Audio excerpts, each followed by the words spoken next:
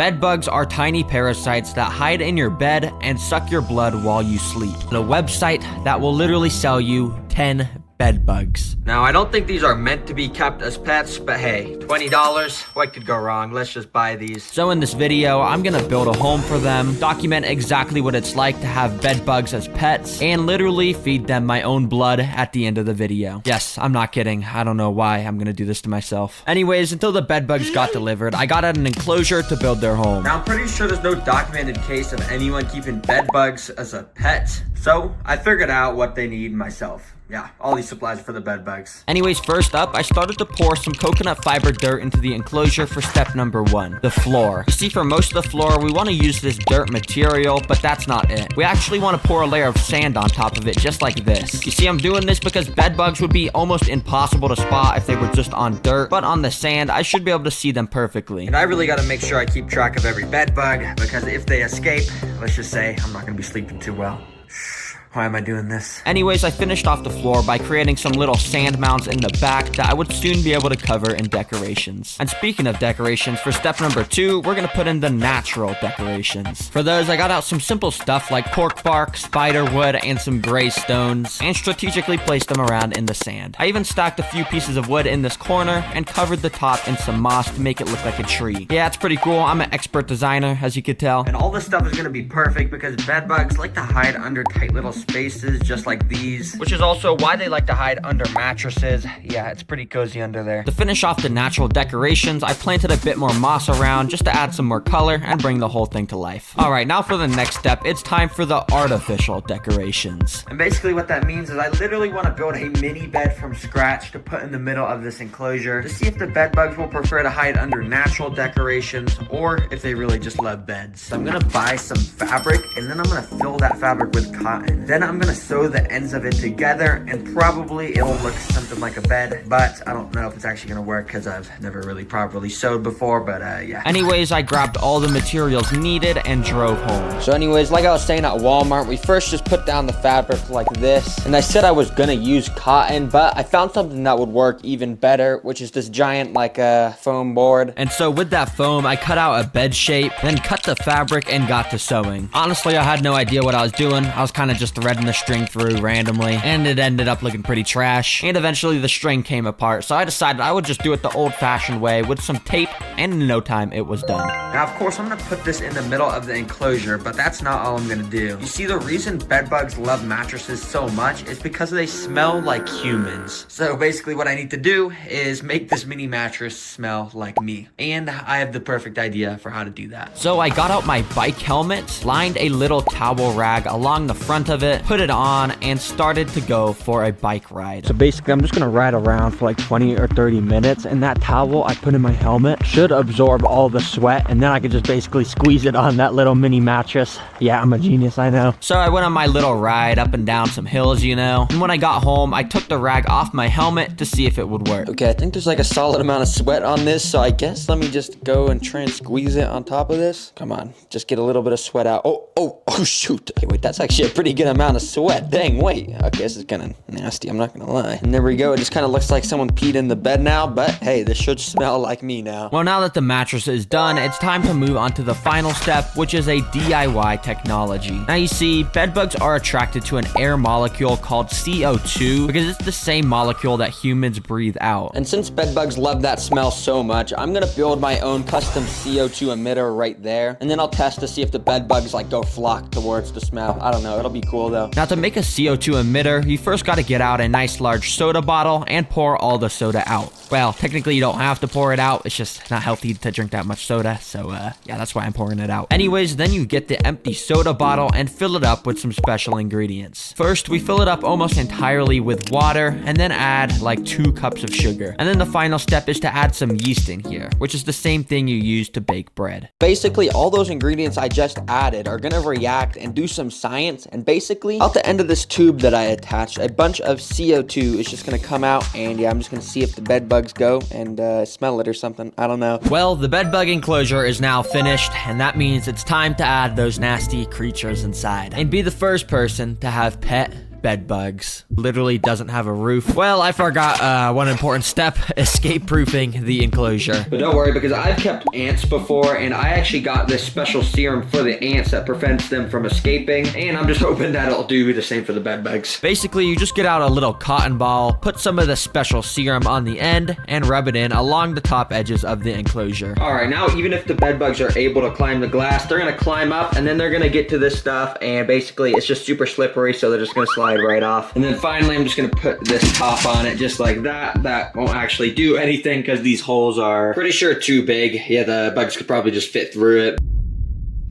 All right, well, here they are, the bed bugs. They literally just got delivered, so thankfully they weren't sitting in the snow too long. But as you guys know, I'm not exactly too thrilled to be keeping these as a pet because, like I said, I'm literally going to let them be sucking the blood out of my arm. I don't know why I do this, man. Let me just get them in the enclosure I built for them. So I brought them to my table, cut the tape, and lifted the flaps. Oh my gosh. I think they're inside of this thing in here. Okay, I guess let me just get this out. And bro, genuinely, if these things escape, my mom is going to be so mad. And speaking of escape, you might be wondering, how will I prevent them from escaping? Considering the enclosure I made, opened the top of it, and dumped about half of the 10 inside of the enclosure. Immediately, one of the bed bugs started to scurry around his new home looking for cover and went straight into a dark spot under the nearest rock. But a few seconds later, I saw this bed bug, and he actually ran straight over to the little bed mattress I had made. And after crawling on it for a minute, he set up camp in a little piece of cork bark right next to it. I guess the fact that I had made the mattress smell just like me was working really well, because over the next minute, I saw 2 more of the bed bugs just chilling on the mattress too. Dang, that's actually cool how they all just went onto this little mini mattress I made instead of all the other decorations. But to be honest, I've kind of already lost track of every single one I put in. Yeah, they're just so small. But the reason bed bugs are so small is so they can go undetected while hiding in people's beds, and when they find a victim to suck the blood of, they can literally get more than double in size with how much they suck. Anyways, bed bugs are nocturnal because obviously they feed on people at night. So in order to get them to suck my arm, I'm gonna bring my mom in here at night, show my new pet to her, and then get her to film me getting bit. This is not gonna be fun, but let's just go cut to then. You have to guess what pet is in there based on the stuff. I'm gonna guess. I'm thinking a spider. A spider? A spider. Well, it's a bug, and I'm just gonna tell you what it is. It's, well, don't get mad at me, seriously. It's bed bugs. No, it's not, dude. Yes, it's actually, it's pet bed bugs. That's funny. That's not cool. It's pretty funny. Okay. No, dude. Okay, so to attract the bed bugs, I built this little contraption. Basically, I just take that off, and I'm just gonna pour some of this stuff. It's yeast. But basically, this is gonna have a chemical reaction in this bottle, and after I shake it up, it's basically gonna produce carbon dioxide, which is CO2. So I'm just gonna leave this tube here, and we'll just see if any bed bugs come out, so you can see them. Wait. Do you see that? Oh my god. Wait. Right, no, there actually is one right there. Do you see that? It's like a little tiny orange thing. Yes. Oh, that's a bed bug. Oh my god, you're so crazy. But the good thing is you're not gonna have to deal with them because, well, I have to tell you something. You remember the other day I got a leech and I let it suck on my arm? Yes. I have to do that with the bed bugs. No. Yes. No. Okay, they well, don't feed off of your arm. Yeah, they suck your blood. Oh my god, they do not. So basically I've collected about, I think, 4 of the bed bugs in this jar. Well, I just gotta roll up my sleeve, I guess, and we're gonna feed them. Oh my gosh. Alright, so, well, I guess let me just start. We're just gonna tip the jar like that and slowly let them crawl out. Okay, there's one on my arm right there. Oh Let's my just god, test dude. it with one. Yeah, we're just doing one. Just with No, 2. just do 2. Don't do any more than that. That's okay. We need to get all 4 No, of them. we do not. No. Okay, put them back. That's it. Why? Because they're crawling and I'm not getting them anywhere else in this house. It's okay, they'll bite me. So basically they can pick up the scent immediately of what my arm is like, and I'm pretty sure these 3 are already all biting me. This one's just the one that hasn't bit yet. Soon enough, all 4 were biting, and basically all I felt was a little bit of a prick. The pain wasn't anything crazy though. But over the next 10 minutes, my mom and I would watch them fill up with my blood. Alright, so I just took the camera from you, and as you can see, I think they're starting to fill up. Is this weird? Yeah, it's super weird. Oh, you can see them fill up with blood? Yeah, if you look closely at their bodies, like, you remember how they were super thin? Now they're kind of getting a little thicker, and it should start to turn red soon. Oh, they already are, actually. Oh, do you see that one? Ew. It's starting to move. That means it's done. Oh my god, good. So basically what you do when it's done.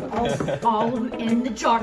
It's okay. We'll get it. Don't worry. okay. You see, basically when they start moving, that's when they're done feeding. So I put 2 of them back in the jar since they were done. Then a couple minutes later, another one finished, and then the final one a few minutes after that. All right, and then the last one is in its jar. We're done. That's how you feed your pet bed bugs. Oh, right. Don't ever do this, anyone. All right, 1 month ago, this rainforest was nothing but a barren wasteland. But as time went on, predators evolved and prey fell. Even natural disasters would ravage the ecosystem. But despite the dangers, some animals went on to thrive. Although it started from nothing, in every blank slate lies a tale waiting to be told. So here is the story of my 30-day rainforest simulation.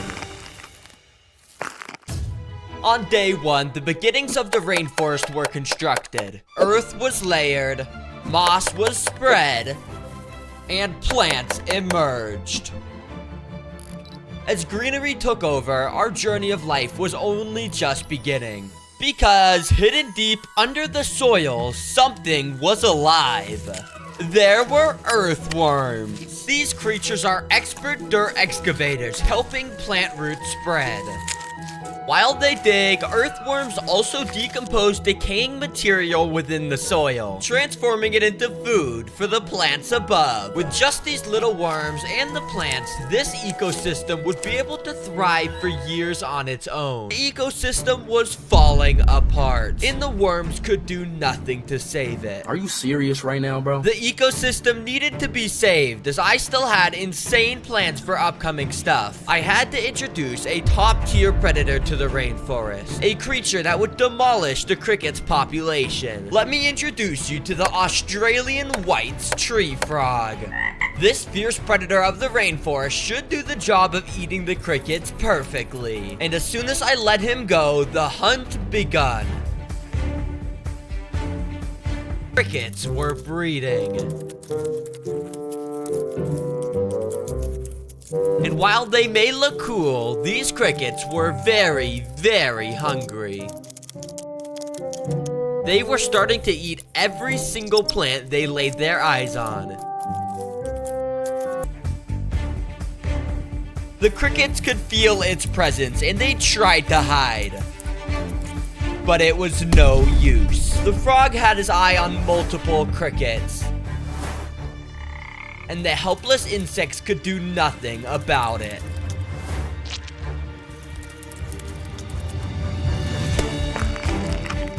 It only takes a singular strike from the frog, and with it he earns himself a nice and tasty meal. The cricket's population finally begun to fall as there was a new king of the jungle. Unsustainable once again, and along with this newfound peace, something else appeared.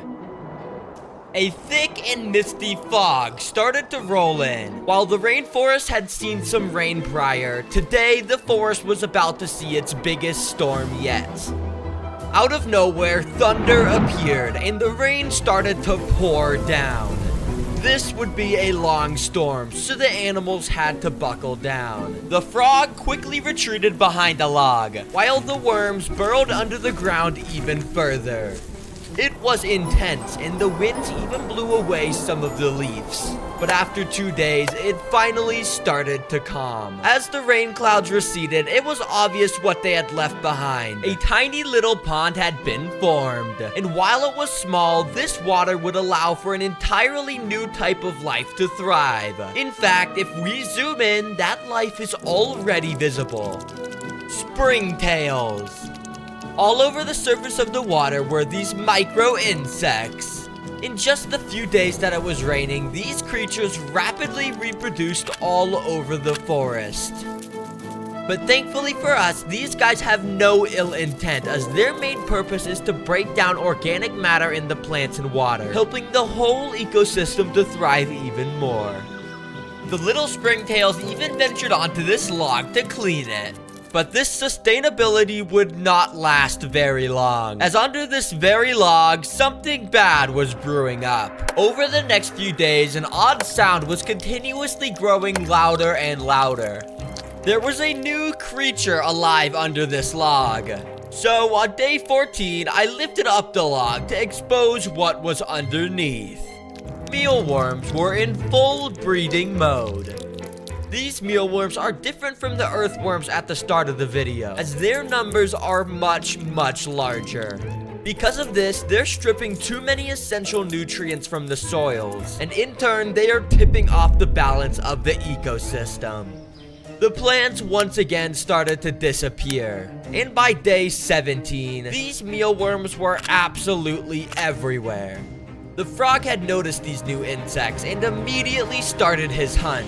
He tried to eat as many as he could, but it was no use. Mealworms breed at a rapid pace, and the frog could simply not keep up. And at this state, the ecosystem was once again collapsing at an even more drastic rate than before. It was time to introduce a new predator to our rainforest once again. Meet the green anole. Our ecosystem is about to be introduced to two of these cold-blooded creatures.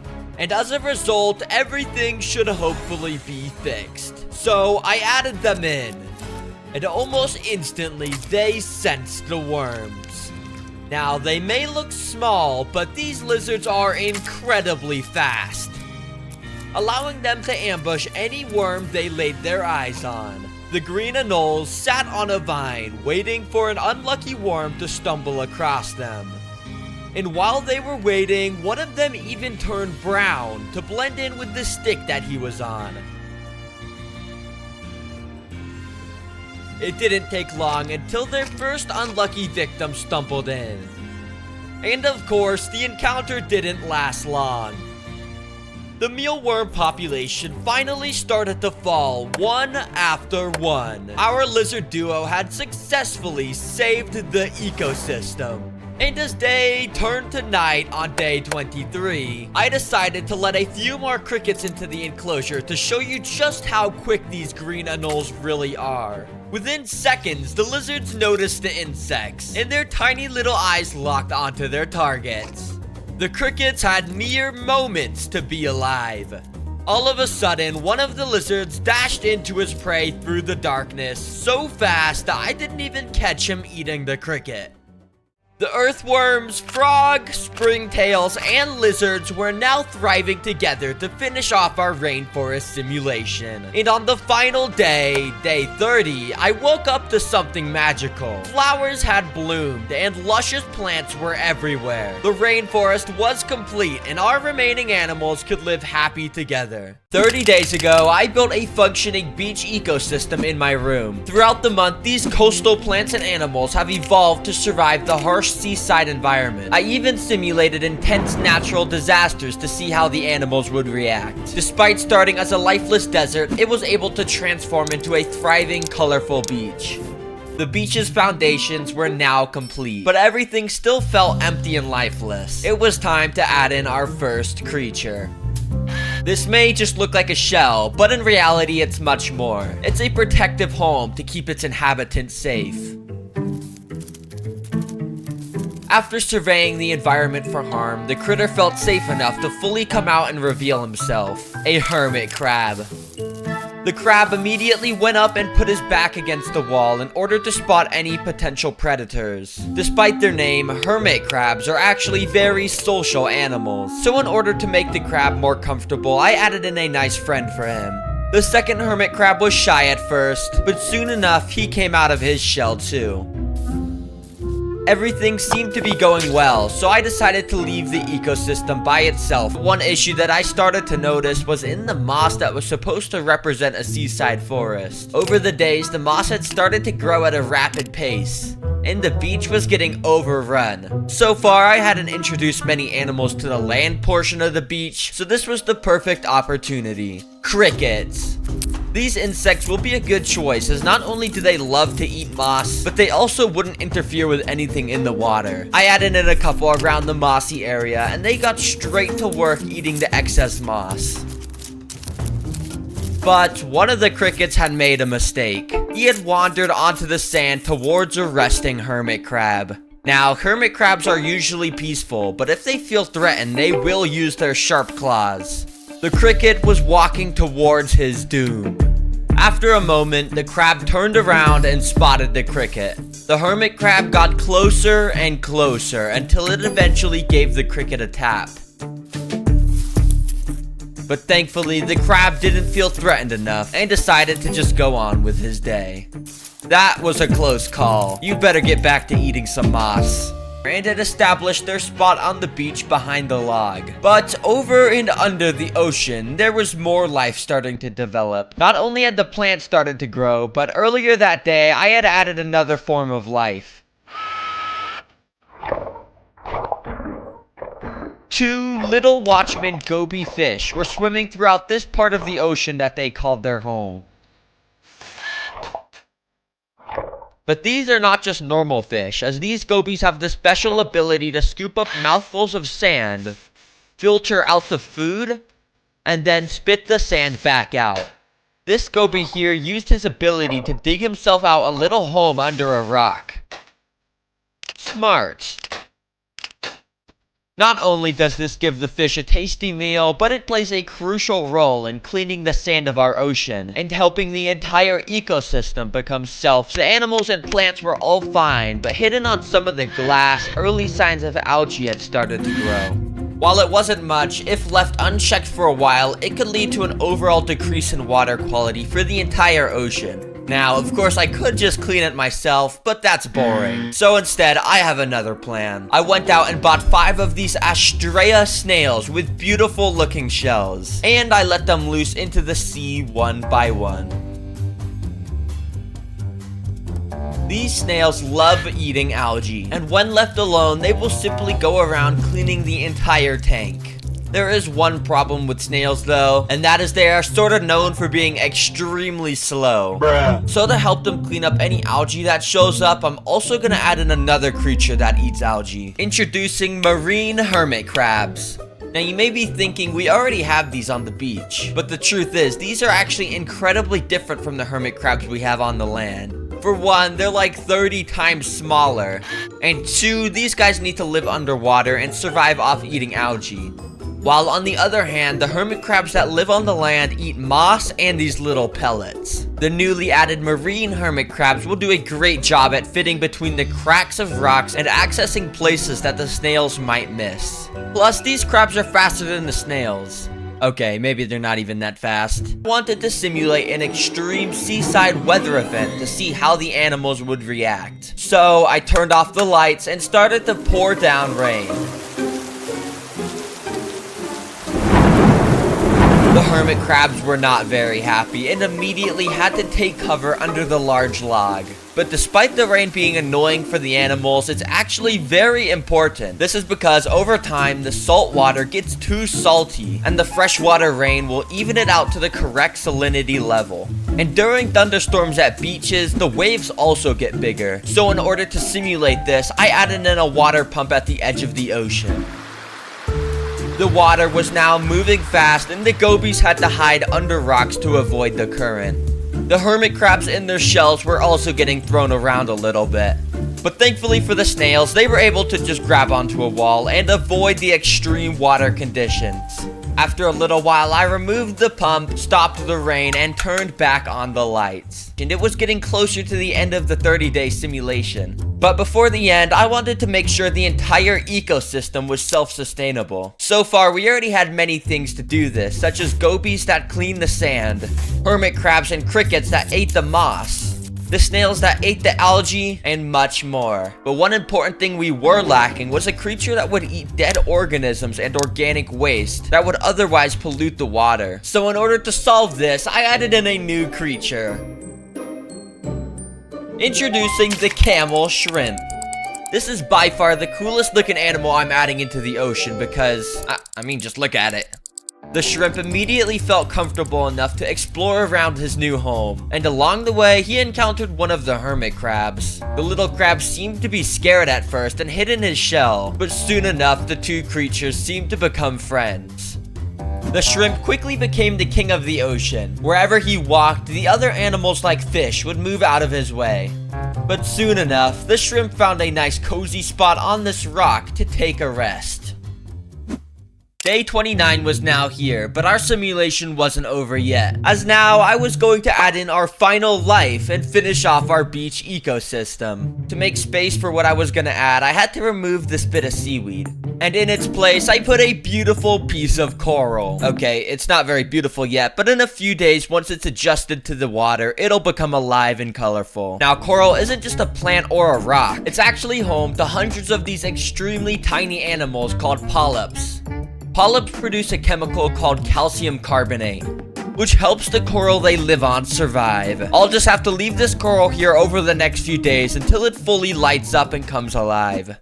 On day 30, every animal, including the hermit crabs, gobies, snails, marine crabs, crickets, shrimp, and plants, were now living in peace with one another in a self-sustainable ecosystem. I found this website that will sell me a pet leech. Dang, $20 for a pet leech. That's a bargain. I'm gonna buy 2 of these things. Let's just get this checked out. So in this video, I'm gonna build a home for them, show off everything about keeping a pet leech, and literally let them suck on my arm. Yes, I am not kidding. I'm gonna let them do that, and I might get some unknown deadly virus. This is easily gonna be my weirdest pet. Anyways, until the leeches got delivered, I got out a 20-gallon aquarium and a ton of rocks to get its enclosure built. Step 1 to make its home is to make a rock arch. To do that, I got out some water-safe spray foam and sprayed the entire left side of the enclosure, and then I covered it with some lava rocks. You see, leeches spend most of their time in the water, but they actually have the ability to crawl on land like a worm. And basically, by connecting all these rocks with foam, I was able to build an arch here that I could cover with dirt to make the land portion of this enclosure. On the land, I put some very simple decorations like a piece of wood, some carpet moss, and a small plant to complete it.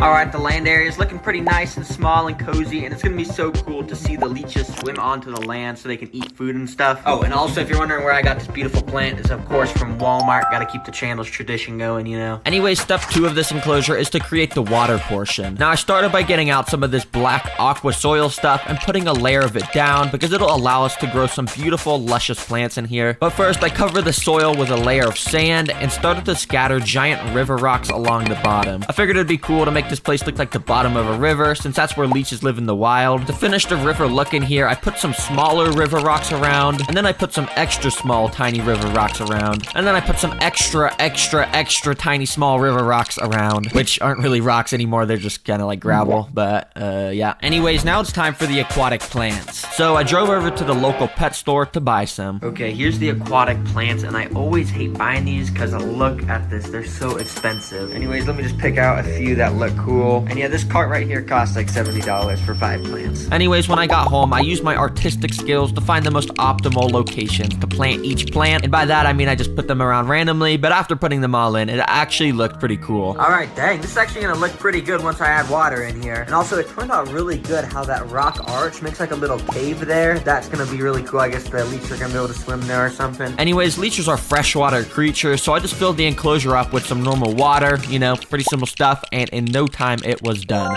Alright, I'm liking the look of this a lot, but if you look at the dirt, it's absorbed the water and it's super moist and it kind of looks like mud right now. Now, because the humidity's so high right here, mold can actually grow, which is of course not good for the leeches. But don't worry, because I have the perfect solution right here. Inside of this container, I had some little insect creatures delivered to me for step number 3, the mold cleanup crew. These are springtails, which you may have seen before, but I have a cool idea for them this time. They're basically just super tiny white insects that I guess eat mold when it grows in here. And yeah, there's tons of these things in here, so I just dumped the whole container on the land. Alright, I think it'd be really cool to get a time lapse of these little guys eating, and since there's no mold in here right now, apparently their second favorite food is yeast, which is like a fungus or something, I don't really know.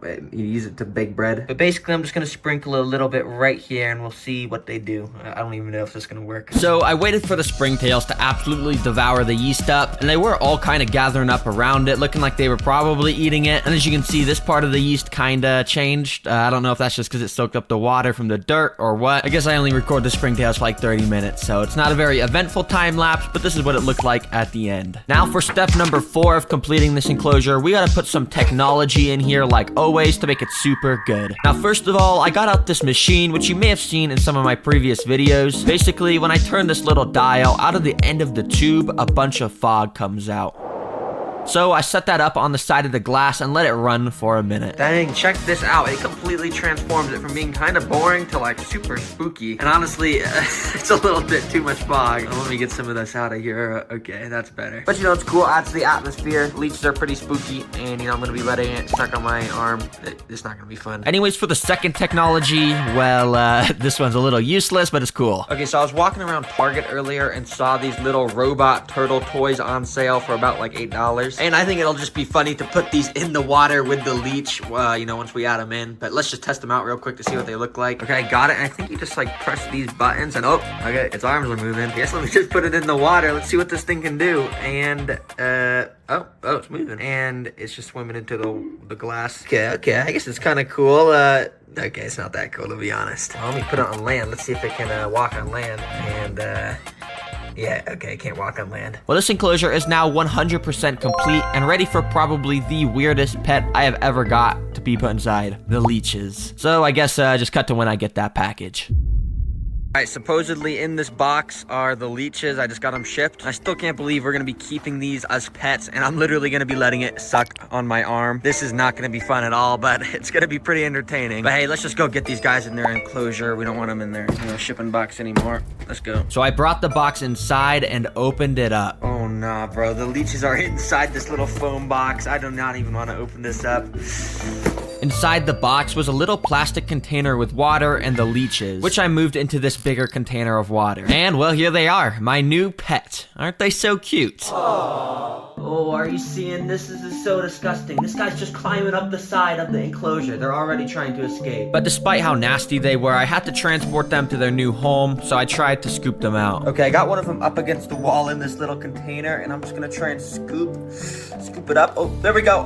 Oh, shoot, it's not going good. Oh, no, is this thing trying to escape right now? No, this is not the time. Can you please go back in the container? Oh my gosh, it's just on my table. But eventually I got it back in and I was able to put both the leeches into their new home. And right after dropping them in, it didn't take long for the leeches to start swimming around and be super active. Basically how leeches work is they mostly get around by swimming around just like this, like how a sea snake would. But on one end of their body, they actually have a little suction cup so that they can grab onto walls and rocks so they can stay still. And of course on the other end of their body is the mouth that they use to of course grab onto animals with. Okay, as you guys know, these leeches get most of their food by sucking the blood out of other animals. Hi. I'm just bringing you in here because I want to show you my new pet. All right, so basically just look at its cage and I want you to guess what's in there. Oh my god. Dude. Do you see anything in there? Yeah, it's in the jar. Yeah, right there. Disgusting. In the jar. I had to put it in a jar just because. Is it a centipede? A centipede is underwater. No. That's a leech. No, dude. A pet leech. No. Isn't a pet leech cool? No. Is it the sucking of the blood leech? Basic, yeah, sucks your blood. But you know, we gotta feed it. Oh, right. I see where you're gonna go with this not happening. Yeah, don't worry. We're definitely not gonna be feeding it anyone's blood. But I want to show you this thing you see on top. You can put fog inside. That's neat. But I don't only have fog. We also got some turtles. Some little turtles. Yeah, they just kind of move around. They're kind of cool. Why is it in a jar like that, though? Oh, you're wondering why it's in a jar? So basically, it's in a jar because I need to do something with it, and I need you to record me do something with it. Oh my gosh, okay. So basically, what I'm gonna do is I'm gonna pick the leech up, and I'm just gonna take all the water out, and then I'm just gonna put this upside down right here. And basically, I need you to take my phone and record me sucking the blood out of my arm. No, you're not gonna do that. Yes, I have to do it. No, we're not, dude. Why do you have to do that? Because I said I would do it at the start of the video. Oh, right. I'm just gonna take the jar and put it here. Oh my gosh, no. Why are we doing this? Don't worry. No, dude. So this might take like a couple minutes. I don't know. For it to even get out of there? Yeah, you see how the suction cup is on the jar? Yeah. Here, maybe I can like it. Okay, it could happen right now. It could happen right now. No!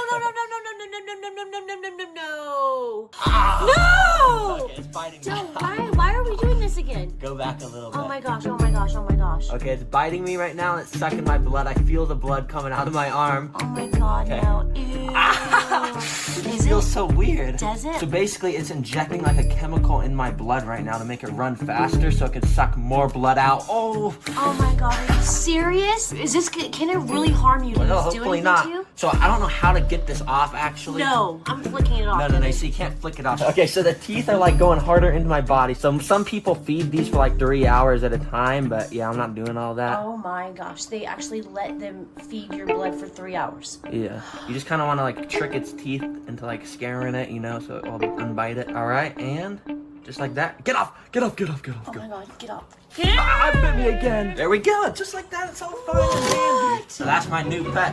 What? No, dude, let's just throw it in the toilet.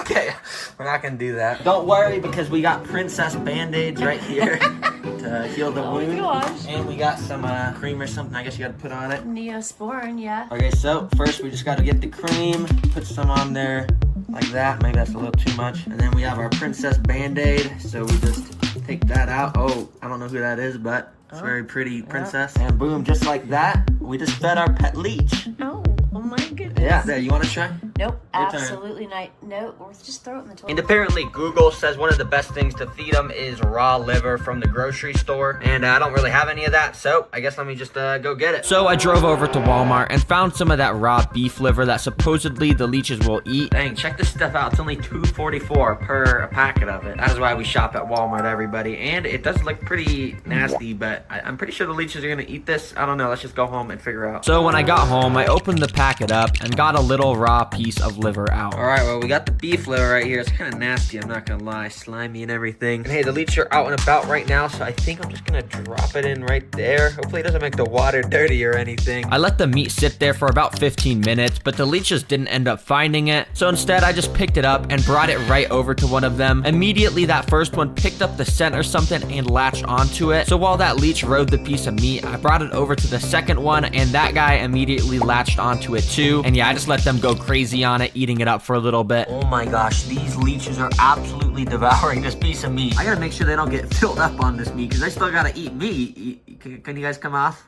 please? Oh my gosh, if they're this hard stuck on the meat. How much weight can a spider web actually hold? Obviously they hold flies, but what about a pen? A water bottle? A dumbbell? Well, I went out and bought the spider that makes the strongest webs in the world to be able to go and test it. And without wasting any time, I let the spider loose into this massive enclosure with tons of anchor points all over the wall to ensure an enormous web could be built in here. You see, these are called golden silk orb weavers, and their silk is so strong that it's said that the military literally studied it to learn how to make bulletproof vests. Yeah, these guys are the real deal. So while we wait for this massive web to be constructed, I also want to test questions like what is the coolest spider species, can spiders walk on water, and tons of other fun spider questions. I went and put that spider inside of this massive enclosure, and for me that was about a week ago, and since putting the spider inside of here, all he's pretty much done is spun some web at the back left corner and the back right corner, and yeah, he hasn't made a massive web in the middle. You see, spiders that make massive webs like this can take weeks in captivity to feel comfortable enough to do it, just because the environment is totally different from the wild. Now I usually would just keep waiting to be able to find some spider webs in the wild myself. And guys, I brought the backpack so we can test a bunch of items in the spider webs to see what is the heaviest item they can hold. Now after I found this first pretty tiny spider web, I got out the backpack to take out the lightest item to test the weight of crickets, which obviously you can see this web is able to hold it just fine. Webs like this are literally designed to be able to hold insects. You see, even just this is impressive, because if these spiders were scaled up to how big humans were, it'd basically be the equivalent to a human being able to make a web that could hold 125 pounds, based on some complex math, which I'm not going to go into. All right, but we knew that was going to be able to hold a cricket. Our next item we got to test, though, is a $20 bell, which actually weighs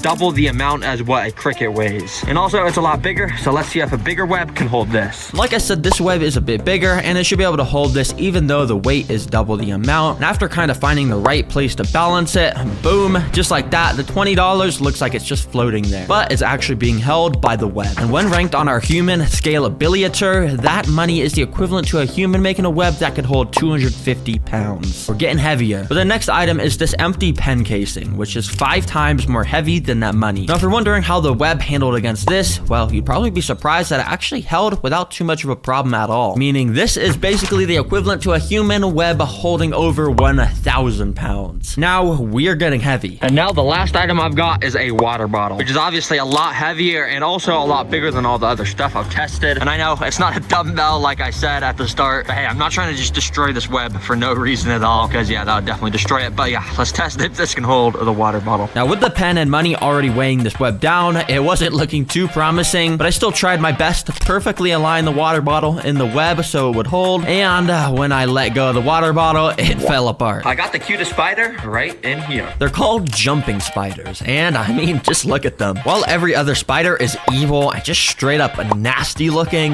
these guys are super fluffy, and they got all these little cute eyes, arms, and everything about them is just lovely. Oh my gosh, they're so cute. In fact, these spiders are so cute, they literally made an entire animated show about them called Lucas the Spider. And dang, this is pretty entertaining, but also it's not very accurate, because if this is real, the spider would definitely be eating the fly. Because even though these guys are so cute, they're called jumping spiders because of their insane ability to jump towards prey and eat them whole. Yeah, they probably aren't so cute to the prey. So you already know, I got a little home built for this guy. I went and put him inside, and I got out a cricket to feed him. Yeah, but this cricket is pretty big for the jumping spider, so if it's able to eat this thing, that'll just show how insane they are despite being super duper cute. Now what I did was immediately showed the jumping spider the cricket to let him know it was feeding time. And while I was showing it to him, you could see he was actually being pretty nice and wasn't just straight up attacking it. Actually was kind of backing off. So I decided to let the cricket loose, and a little later I noticed the cricket was standing literally right next to the spider. And yeah, the jumping spider just wasn't eating it for some reason. Dang, maybe that little animation I was watching was accurate, and maybe jumping spiders are actually very friendly. Or maybe mine was just not hungry right now.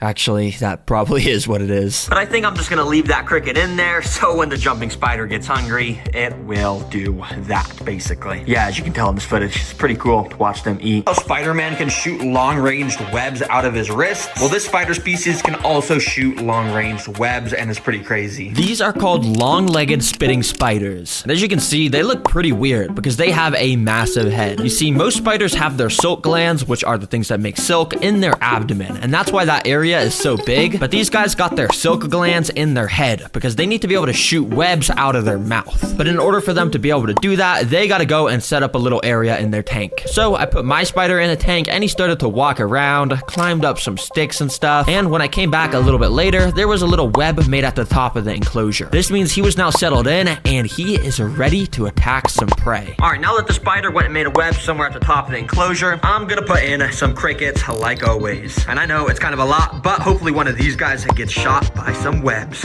Let's go. So I put them in, and while most of the crickets were kind of just walking around the grassy floor area, this one cricket started to climb up this stick that led directly to where the spitting spider was. The cricket then crawled right next to the spider, waking him up, which probably angered the spider, causing the spider to shoot his web directly onto the cricket, completely gluing him to the wall, making sure the cricket would never be able to move again. You see, not only does this web shot completely immobilize the prey, just like Spider-Man can do, but also because the web shots come from the head, it's infused with the spider's venom, meaning the web that's covering this cricket's body is seeping venom into it, which makes it even easier for the spider to consume it. And as you can see, that's exactly what the spider did. And well, guys, I think I found it. I got it. It's right in here. But before I could take it out of this container, I quickly built up its enclosure. And yep, literally all we need is just some sand, and that is it. These are one of the most resilient and simple spiders in the entire world, and let's open this. Now you may notice that I was being extremely ultra careful with opening this, and that's because this species is one of the most venomous creatures on the planet, like period. And if it bit me, there'd be a high likelihood I wouldn't make it. But thankfully that didn't happen because the spider started to climb out of the paper towel and then onto the sand. Now these are called six-eyed sand spiders. These guys are able to camouflage by doing this. Once they find a good spot where the sand is nice and loose, they start to kick sand on top of themselves and bury themselves under it to hide here for basically 99% of its life. Now, it may not technically be camouflage, but this ability does an amazing job at hiding it. And I mean, even its legs just look like tiny little sticks poking out the sand. This does not look like a spider. And like other predators that use their camouflage abilities to hunt, these spiders are no different. And as soon as they detect motion, they will jump out of the floor. So let's feed this thing a cricket. And yeah, it's pretty crazy. I mean, mean, you would have no idea that that is literally one of the most venomous things in the world. Anyways, I went and dropped the cricket inside, and immediately he got to running around the enclosure. But little did he know, right under his feet was his doom.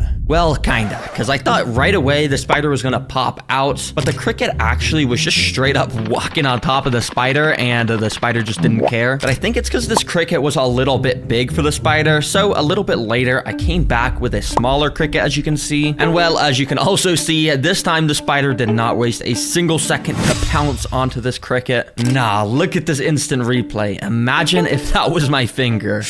And, well, I guess this spider is gonna enjoy his very tasty meal now. Nice. All right. Yeah, you might be thinking, heck no, Terra Green. Are you stupid? If a spider walked on water, it would just fall in and drown. But I think I actually found a spider species that actually can walk on water. And I've heard they can also do tons of other crazy stuff. So I built it up the perfect environment with both a water and a land area to get this experiment started. Now, I very carefully let the spider loose because obviously, as you can tell, it's extremely large and creepy. I'm still kind of scared of spiders. But eventually, the spider ended up crawling out of the container. All right, now that he's out of that container and on the land section, hopefully he now goes and walks in the water. Let me see if maybe I can move him over there. I don't want to. Oh, he's doing it. Yep, and just like that, the spider started to defy the laws of physics, kinda. I know it looks like the spider is just sort of floating on top of the water, but it actually has completely perfect control to be able to walk around on top, just like it was solid ground. Yeah, it's actually insane, but these spiders are able to do this because of their legs, which are covered with these super tiny water repellent hairs that make them buoyant on top of the water. But these guys didn't just evolve to walk on the water for nothing. They did it so they could hunt where no other spider could. While most normal spiders just sit on a web all day waiting for the prey to come to them, these guys are active hunters and instead are able to pick up these slightest vibrations in the water to know exactly where the stuff is to attack it. So I want to see if this fishing spider will try and dive under the water for some crickets. This should be very interesting. I've heard crickets are these guys' super favorite food, if that makes sense. Yeah, they really like them though. Yeah, now I was gonna try and take my time with this, but you see I accidentally dropped the cricket in, and right away the fishing spider went insane and pounced on it without wasting a single second, and the cricket was now just straight up in the fangs of this insane predator. But I didn't really get a good view of it attacking the cricket, so what I actually did was took the cricket from the spider so I could see if I could get the shot one more time. And this time the spider once again pounced onto the cricket as soon as it saw it. And obviously it's pretty creepy and you can see those legs moving. It's very scary actually. But you could see from under the water, the cricket had no chance of escape. And it was now getting eaten as the spider walked up onto the land to finish eating it there. All right. I instantly dropped it into a little enclosure I built for it. You see, they're called trapdoor spiders because they build trapdoors. Basically, over the course of a few hours, they dig out a hole in the ground. Then they coat the inside of that hole with a special kind of silk they produce that allows it to essentially turn into a functional trapdoor that they can surprise prey with. And while I wasn't able to catch mine building the trapdoor, the next morning I came back to find this area looking pretty different. And based off of this suspicious moss and silk tripwires, I'm pretty sure the spider set up his trapdoor right here. So I suspect if I put a cricket in, the spider will jump out of the trapdoor to eat it. Immediately the cricket got to walking around, and this enclosure isn't super big, so it wasn't long until the cricket was right next to the trapdoor. Now you see these silk lines. Like I said earlier, they are tripwires that are directly connected down to where the spider is located. So if something were to touch one of these tripwires, the spider would instantaneously know exactly where to strike. And well guys, it is insane to see this because like 20 seconds later, the cricket walked over the trapdoor onto the tripwire, and the cricket is now it's just gone. Check out that instant replay. Oh my gosh. The fact that the spider is just born with the ability to know to do this is so insane. And if you thought that was cool, just got this in my car and we got to take this home to see if the axolotl inside is going to be able to survive. And I really hope it's okay, because if it is, I'm going to completely revamp this home into a dream home paradise so we can give this axolotl his best life. Quickly, I went home and set up a filter in the water so I would be able to see inside. But after letting it run for 30 minutes, the water literally did not clear up at all. Okay, I have no time to waste, so I'm just gonna try and dig around and scoop it out with this net, even though I can't see anything. So I started to take each decoration out one by one, and it didn't take long until I saw this little thing at the bottom of the net. I had found the axolotl, and thankfully it was still in good health. So I quickly moved it out into a temporary tank and was super surprised by what I saw. Guys, this is not a normal axolotl. This is actually a super rare axolotl. It has the golden trait, and it also looks like it's albino and a baby. To put in perspective how rare this is, this whole tank was like $5, as you know. I could probably sell this right now as it is for over $100. And little did I know, this axolotl was even rarer than I thought. It actually had a special gene that made it be able to glow in the dark and more. Yeah, this video is insane. Anyways, pretty much every decoration's a fake plastic one. The substrate is absolutely nasty, and just the whole thing has no structure to it. It's just plain ugly. So I took out all the trash decorations and threw them in the garbage where they belong. Then I emptied out all the sand, since I'm pretty sure that's what was causing the water to be so brown. And finally, what the heck is this, bro? Why did the seller's uncle just tape a picture of bamboo on the wall? It doesn't fit, and it doesn't even make sense. Like, axolotls don't live with bamboo. Yeah, that is so dumb. Let's rip this trash off of there. Anyways, now that we're back to the bare bones of this tank, the first step is to build the lake bed base. To build that, we start by just putting a ton of sand in here and piling it up in a mound in the middle of the tank, because I have a cool idea for this. You see, axolotls live at the bottom of lakes in the wild, so to build that in here, I stuck some wooden branches in the sand and surrounded them in a ton of river rocks. Which, if you're wondering the names of them, this type is called a Tahaiji stone, and this one is called a Seiryu stone. Yeah, I don't know who names these, but I would just call them smooth stone and rough stone. Those are better names. Anyways, while I planted them around, and I made it look absolutely beautiful, I put the taller plants near the back of the mound and the smaller plants up near the front, since it adds some nice depth in here, or something like that. Alright, it's starting to look pretty good, but to complete the sides, this is where we're going to put the custom DIY builds. And you see, in the wild, axolotls like to hide in little rock caves because that's where they feel safe from predators. So I'm gonna build a custom little cave on the right side, and to start that, I found this basket in my house. Oh, this is gonna work perfectly. Let's just get that out of there. With this, I started by getting out a heavy-duty saw and cutting a hole in it that would serve as the entrance to the cave, and then I quickly sanded down the rough edges and used my hot glue gun to start gluing these little thin gray rocks all around it to obviously give it that cave look. And after I was done gluing all those on, it actually looked pretty solid. But as you can see, some of the hot glue I used to connect it was still exposed, so I quickly covered that in some pebbles. Once I was done, I put the enclosure in, and it didn't really fit. So I took it out and rearranged some of the rocks and put it back in, and boom, perfect fit. There we go. I think that cave looks pretty good in the grand scheme of things, and yeah, it is a pretty small entrance to get inside, but obviously the rare axolotl is still a baby, so it should be able to fit in there just fine. Anyways, I finished it off by putting some plants right out in front and a couple big rocks on top to make it look more cavey. There we go. Everything's starting to come together well, but now it's time to design the left side. And if you guys remember, that first version of the tank had this big ugly like bamboo wallpaper along the back, but anyways, this did actually get me kind of inspired, and for the left side, I want to make it just like bamboo themed, you know. We got to keep a little bit of the original, because I guess it wouldn't really be transforming if we didn't. So let's get that done. For the first decoration, I of course got out some brown sticks of bamboo, so it'd be bamboo-y, you know. And on each stick of bamboo, I started to drill little holes. You see, axolotls like to have resting spots near the top of their enclosures. That way they can easily swim up and gulp air from the surface. So to build something like that, I got out some string and started to thread all the bamboo together. I kind of felt like a grandma doing this, you know, sewing away with a needle. Yeah, it was pretty fun though. Anyways, I hot glued the ends of the string so they wouldn't move, and boom, check this out. A bamboo hammock that the axolotl can rest on. In order to get it attached to the top of the enclosure, I once again used some hot glue to put on some little suction cups, and in no time it was complete. Alright, there we go. Check the hammock out. I'm sure the axolotl is going to like to lay on this. And yeah, to complete this left side, we're going to add a little more bamboo decoration. And so in the sand, I want to put some live actual bamboo.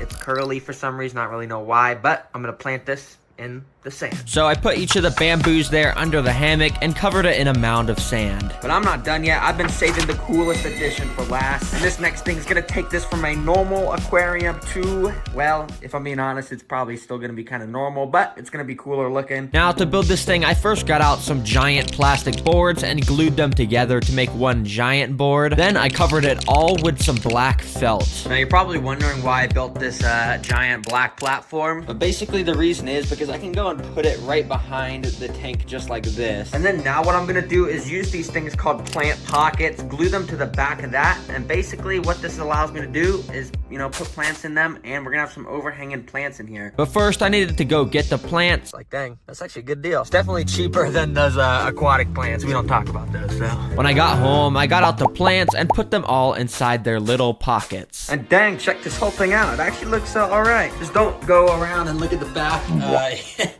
Yeah, it's kind of curving, but honestly, it kind of gives a cool effect. And, you know, it makes the plant leaves drip over the top. Anyways, now to complete the build, I just got to do some finishing touches. And what that means is I first filled it up with some cycled water and attached a filter on it. Okay, I've never used one of these filters before, but apparently it's pretty cool. I just got to go and plug it in down here. And dang, check this out. Look, it's like a waterfall. It makes a bunch of these little water streams. But I guess when I want it to be quiet, I can just go like that, and there we go. Can't really hear it anymore. Now I saved the best thing for last, this little gift present. Okay, this is actually cool what's inside. Basically, it's this little glass crystal ball with a hologram of an axolotl inside. There we go. So what you do is you put it on this little platform, and basically it just kind of glows there and changes colors. Anyways, this is now completely transformed, and it's time to not only add in the golden axolotl to his new home, but show off exactly what axolotls do during their days and show off how it can literally glow in the dark. So I just want to shine this in here and see if my axolotl actually has that glow in the dark ability. I actually have no idea if this is gonna work. Wait. Oh, okay, wait. I actually did not expect that to work. Oh, look at the axolotl.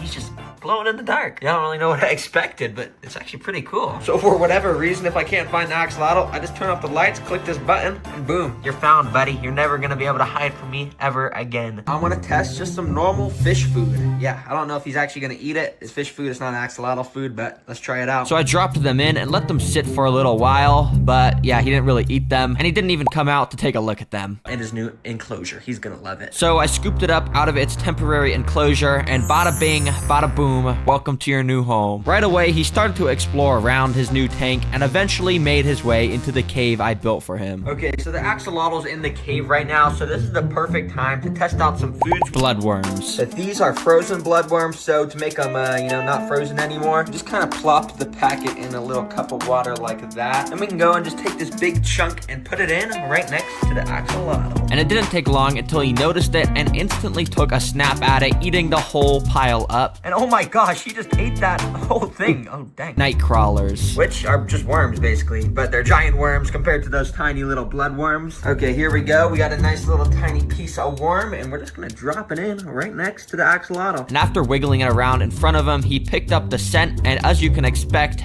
yep, he started going crazy, eating this worm up too. He's absolutely just devouring this, just shaking it up. He's not letting this thing get away. That's a good axolotl. Oh my gosh, this guy's so cool. We actually got this guy for $5. I can't believe that. Anyways, come on, Dad, let's get this in my car. Guys, we just bought this tank from someone who said he didn't want it anymore. And apparently there's a live turtle inside, but I haven't seen anything yet. Yeah, we gotta get this thing home quickly. Yeah. Wait. Stop. I think I just saw something in there. Wait, do you see that? And after taking a closer look, you can see the turtle was right there, chilling under a piece of wood. So we took off the lid to get it out. Yeah, look, the turtle's in here. Wait, should we take it out until we get home? Well, we don't have a place to put it. Well, we might as well just keep it in there. I guess so. I mean, we're not super far from home. He looks all right. Let me just put him back in here.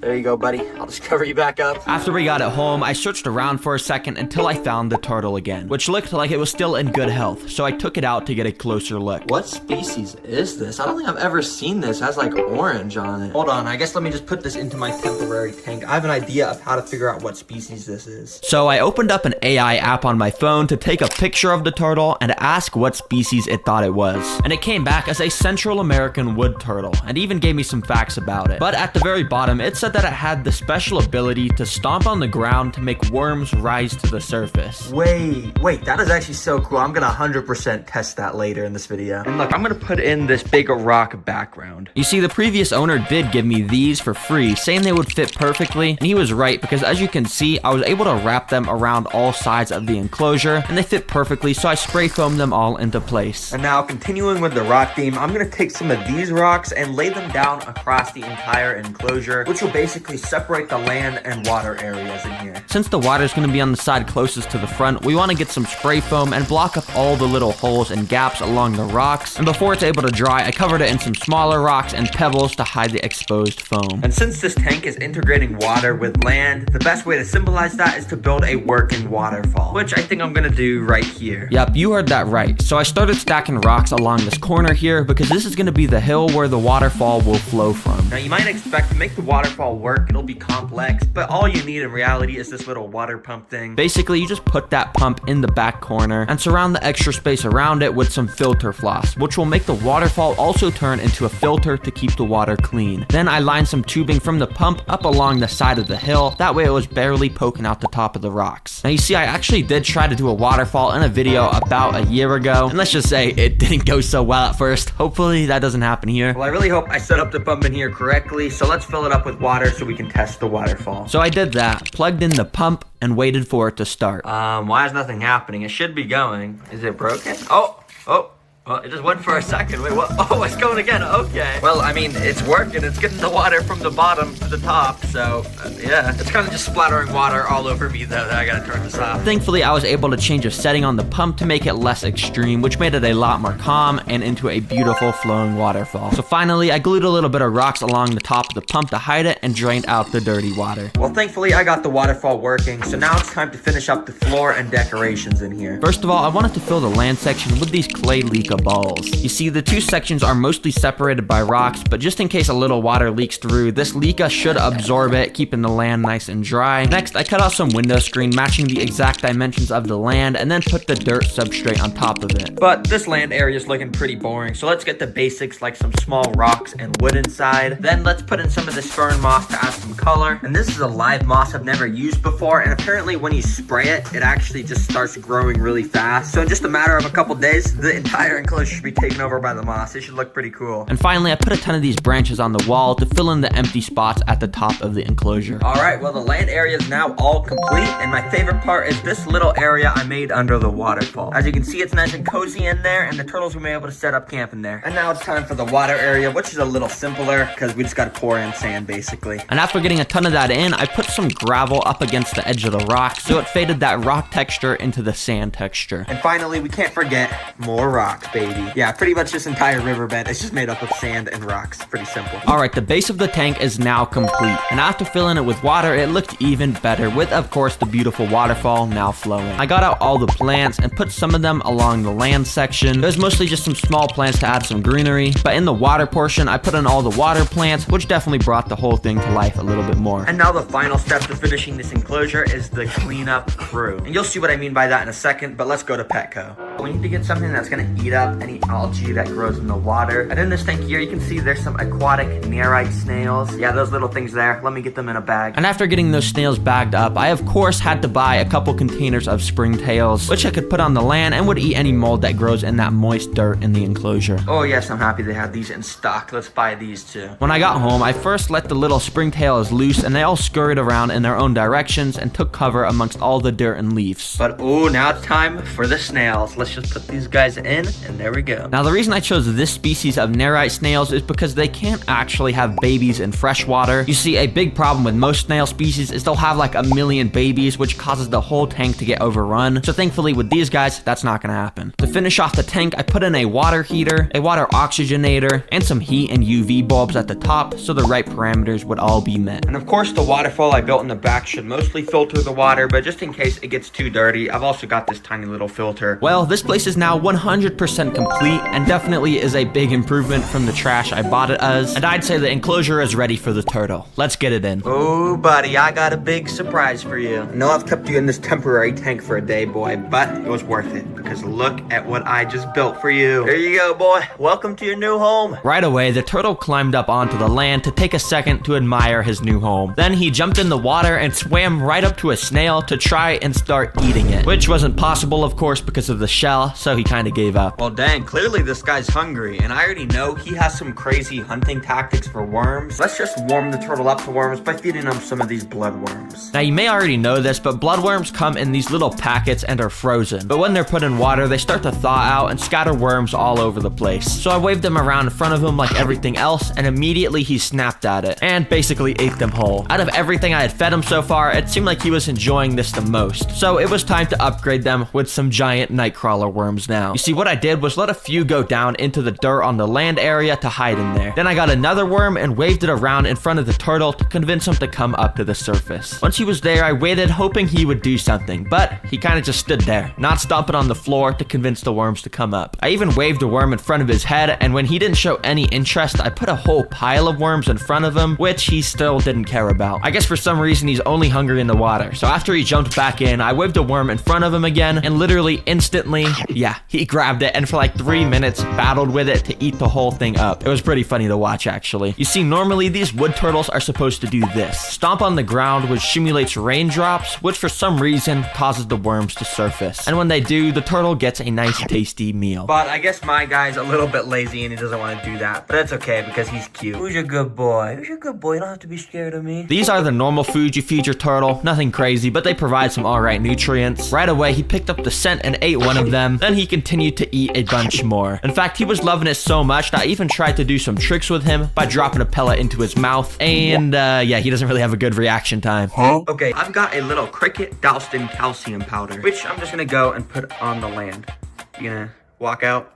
There you go. You see, the calcium powder on this cricket not only makes it stand out more, but it also provides the nutrients to keep the turtle shelled nice and strong. Now, at first, it was just crawling around the land, so I knocked it in the water where the turtle, then it ate it. I didn't even get to capture the strike on camera since it was so fast, but yeah, you can see he thoroughly enjoyed it and even ate some scraps off the floor. Okay, this guy likes to get his protein in. I like that. But he also has to get his fruits and veggies, or I guess just veggies. But I'm gonna try and feed him this carrot. Let's see what happens. So I waved it in front of him for a second until he gave it a bit of interest underwater. He went up to it and bit it a couple times, but each time he bit it, he would just end up letting go. I guess his bite wasn't strong enough to cut off the carrot, so I cut a little piece off myself and put it in front of him. He then bit it, gave it a little taste, and ultimately just spat it back out. He's just like me, leaving his vegetables on the plate as he swam away. Well, anyways, it was fun transforming the enclosure from what it was to this, which I think turned out really good. These are the most exotic insects in the world, and I have 7 of them that I'll be building homes for and showcasing their coolest abilities. To find the insect in the frame, let's go. And did you find it? Well, probably not, because this insect actually has a very special disguise. Scattered around here is a species of insect called Phyllium philippinicums, commonly known as leaf insects. Anyways, I don't have much to say about these guys. I just think it's pretty funny how over millions of years they've evolved to look like a leaf. I mean, they could have evolved to have huge teeth and claws and stingers, but no. They evolved to look like a leaf. Now for their home, I got this glass terrarium that's a bit bigger since we have 4 of these bad boys, which will all eventually grow to be about 5 times as big, so I needed a lot of space. I wanted to make this look like a plains biome, so I got some artificial grass, and I also put a bunch of tree branches all around the tank, so the leaf insects could pretend to be leaves, just like they were born to do. Welcome to your new home, boys. I hope you like it. Or girls. I don't know if they're boys or girls. Most of the little leaves were just walking around and enjoying themselves, but a couple of the leaf insects started praising to the gods or something by raising their hands in the air and doing some sort of ritual.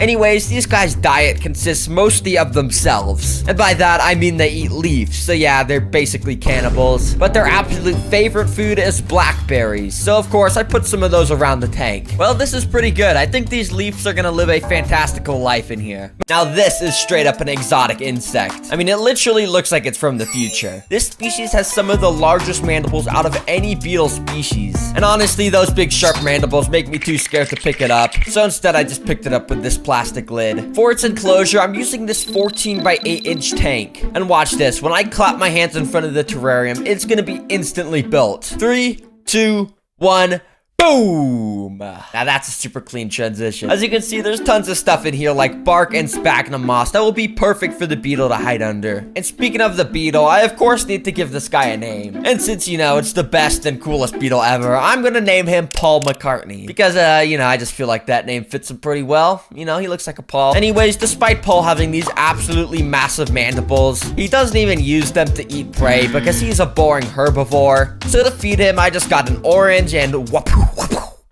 put it inside. I also put some of this beetle jelly because I think they like eating this too. But Paul is a male beetle and he looks pretty lonely if I'm being honest.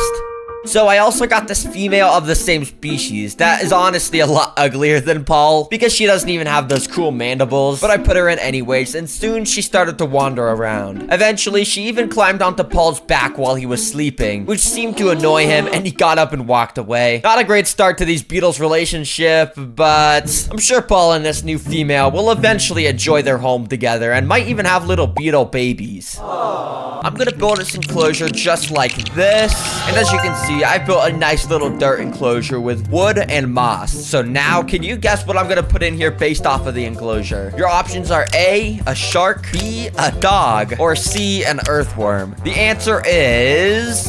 if you guessed shark, you were actually wrong. The actual answer is none of these. It's D, a millipede. And yeah, technically, once again, this isn't an insect, but don't worry about it. This species in specific is a pink-toed millipede, which to be honest, I don't know why it's called that because its toes are not pink. I mean, it doesn't even have toes. If anything, it should be called a orange leg millipede, but whatever. Despite it being kind of disgusting looking, I built up enough courage to pick it up onto my arm and move it into its enclosure. Oh, nah, this feels so weird crawling on me. What the heck? I swear this is actually like stinging me right now. What the heck? This feels so weird. Yeah, get off of me. Ugh. You see, millipedes have hundreds of legs, which helps them grip onto stuff and allows them to even walk upside down.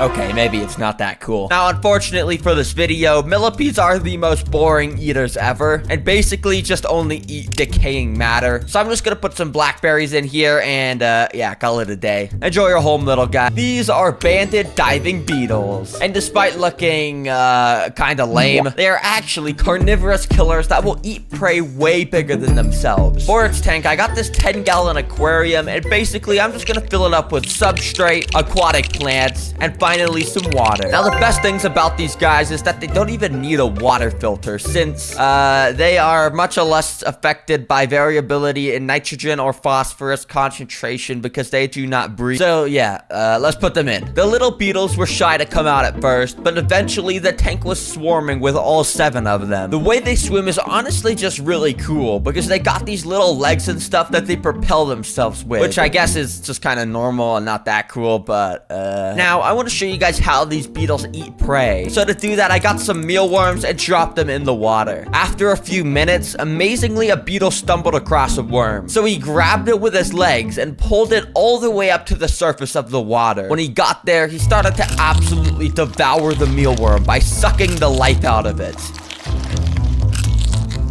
A couple more of the aquatic beetles found some more mealworms, so soon enough, the entire tank was feeding on these guys. The next day, I came back to find these little lifeless mealworm exoskeletons laying around the floor. Clearly, the beetles had enjoyed their meals. Asian mantis. Despite looking absolutely majestic, this is secretly a monster that devours its prey while it's still alive. But to be able to see that, I need to recreate her natural environment in this little enclosure. So I built it up with all sorts of stuff like bark and moss, and soon enough, it was complete and ready for the mantis. Now, mantises actually have these little sharp spikes all over their legs, which allows them to grip onto very smooth surfaces like this glass. And because this mantis is so beautiful, I'm gonna name her something beautiful to match. So everyone, please say hello to Birchroot. But Birchroot wasn't the only thing alive in this enclosure, as just earlier I had put a couple crickets inside. Immediately after, Birchroot sensed them and rushed in towards the prey with killer instincts. Seconds later, the cricket was now getting crushed by Birchroot's claws and ripped apart by her alien mouth. But whilst the mantis was enjoying her meal, another cricket walked by. So she snatched that up and started to eat 2 crickets at once. Clearly, she was pretty hungry. Now, Bertrude has got to be one of the coolest insects I've ever seen. Like, seriously, she looks like King Kong right now. Apex predator. Not only does this insect have fangs, but he also injects a potent venom into anything it bites. Everyone say hello to one of my jumping spiders. Aww. Now, yes, technically by definition, this isn't an insect, but by my definition of an insect, it is. So, don't comment about it. Now, I'm not gonna pick up this guy with my hands because they're super fast and he'd probably just jump off my hand and go hide under the couch or something, and I don't want that. So, I'm just gonna speed run his new home real quick with tons of places for him to jump around. And boom, let's get this little guy into here. These spiders are actually one of the coolest species because most of them have the ability to eat prey up to 3 times their own size. So of course I had to challenge my jumping spider by dropping in a few pretty decently sized crickets. Immediately the jumping spider hit on this piece of wood, seemingly waiting for the perfect moment to strike a cricket. But the funny thing was that he never actually did any attacking. If anything, the jumping spider was actually afraid of the crickets because every time he saw one, he got startled and slowly walked backwards. It was actually pretty funny.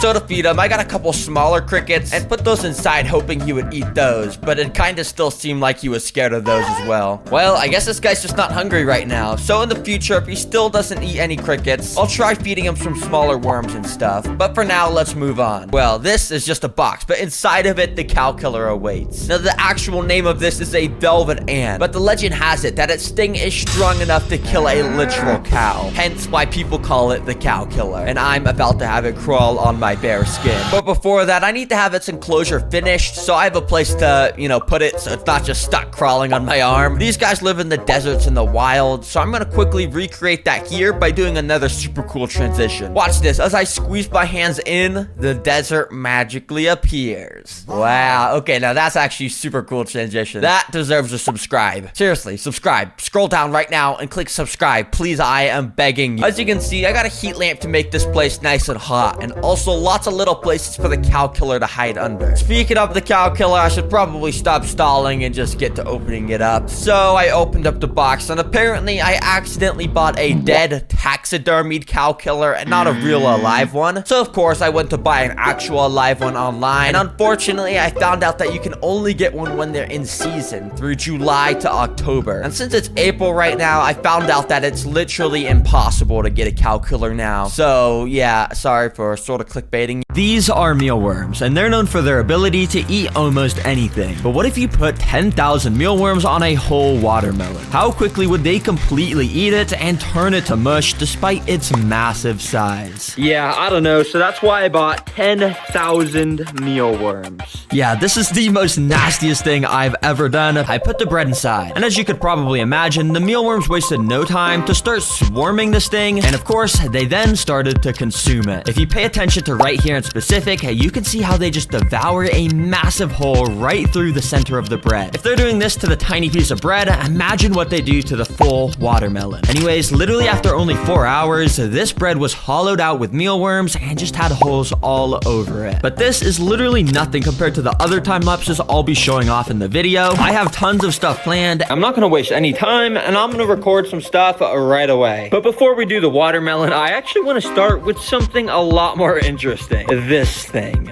Yeah, this is literally a piece of styrofoam. And you're probably wondering right now, what the heck, Terra Green? Why are you feeding this to the worms? Well, it's because mealworms have an absolutely insane special ability, and it's actually that they can somehow digest styrofoam. Yeah, talk about the lamest special ability ever, but I just had to get a time up showing this off, and immediately, these dudes start to completely climb all over the styrofoam, completely covering it. I don't know why mealworms are one of the only animals that can eat styrofoam. It's honestly kind of weird, and the craziest part about this time lapse is if you look right down here, you can literally see the moment when the mealworms decided to start chewing a massive hole through the side of the styrofoam, so they could literally crawl inside to eat more. It's super cool. And anyways, after leaving the styrofoam in here all night, I shook off all the mealworms so we could see the damage that was done, and holy, look at this thing. First of all, that hole the mealworms shoot through the side is nasty, and it's still filled to the brim with worms. Ugh. Then just this whole top part has bite marks all over it, and this thing is probably hollowed out and just filled with worms. Nah. And yeah, if you're wondering about the other pieces of styrofoam, basically the exact same thing happened to them and they got obliterated. It's safe to say these mealworms are hungry. Now, I think it's about time we get out the watermelon so we can do the final time lapse, and I got a knife here so I can go and cut this thing up so we can reveal the nice juicy red part. So yeah, that's exactly what I did, and I just put the watermelon straight into this tank so we could get this test started right away. Now, you already know the mealworms started to, of course, climb all over the watermelons right away. Mealworms love watermelons because, of course, they're super sugary and sweet, but they're also made out of 92% water, meaning the mealworms can just get super hydrated. Now, it's so crazy because you can see how nice and bright red this watermelon is now. Well, it only took a couple hours until that bright red completely started to fade as thousands of mealworms started to climb all over the watermelon, nibbling tiny little pieces out of it. And yeah, this all happened in the time span of only 12 hours. Yeah, I literally just left this overnight. Okay, I just checked on this for the first time since waking up, and first of all, this smells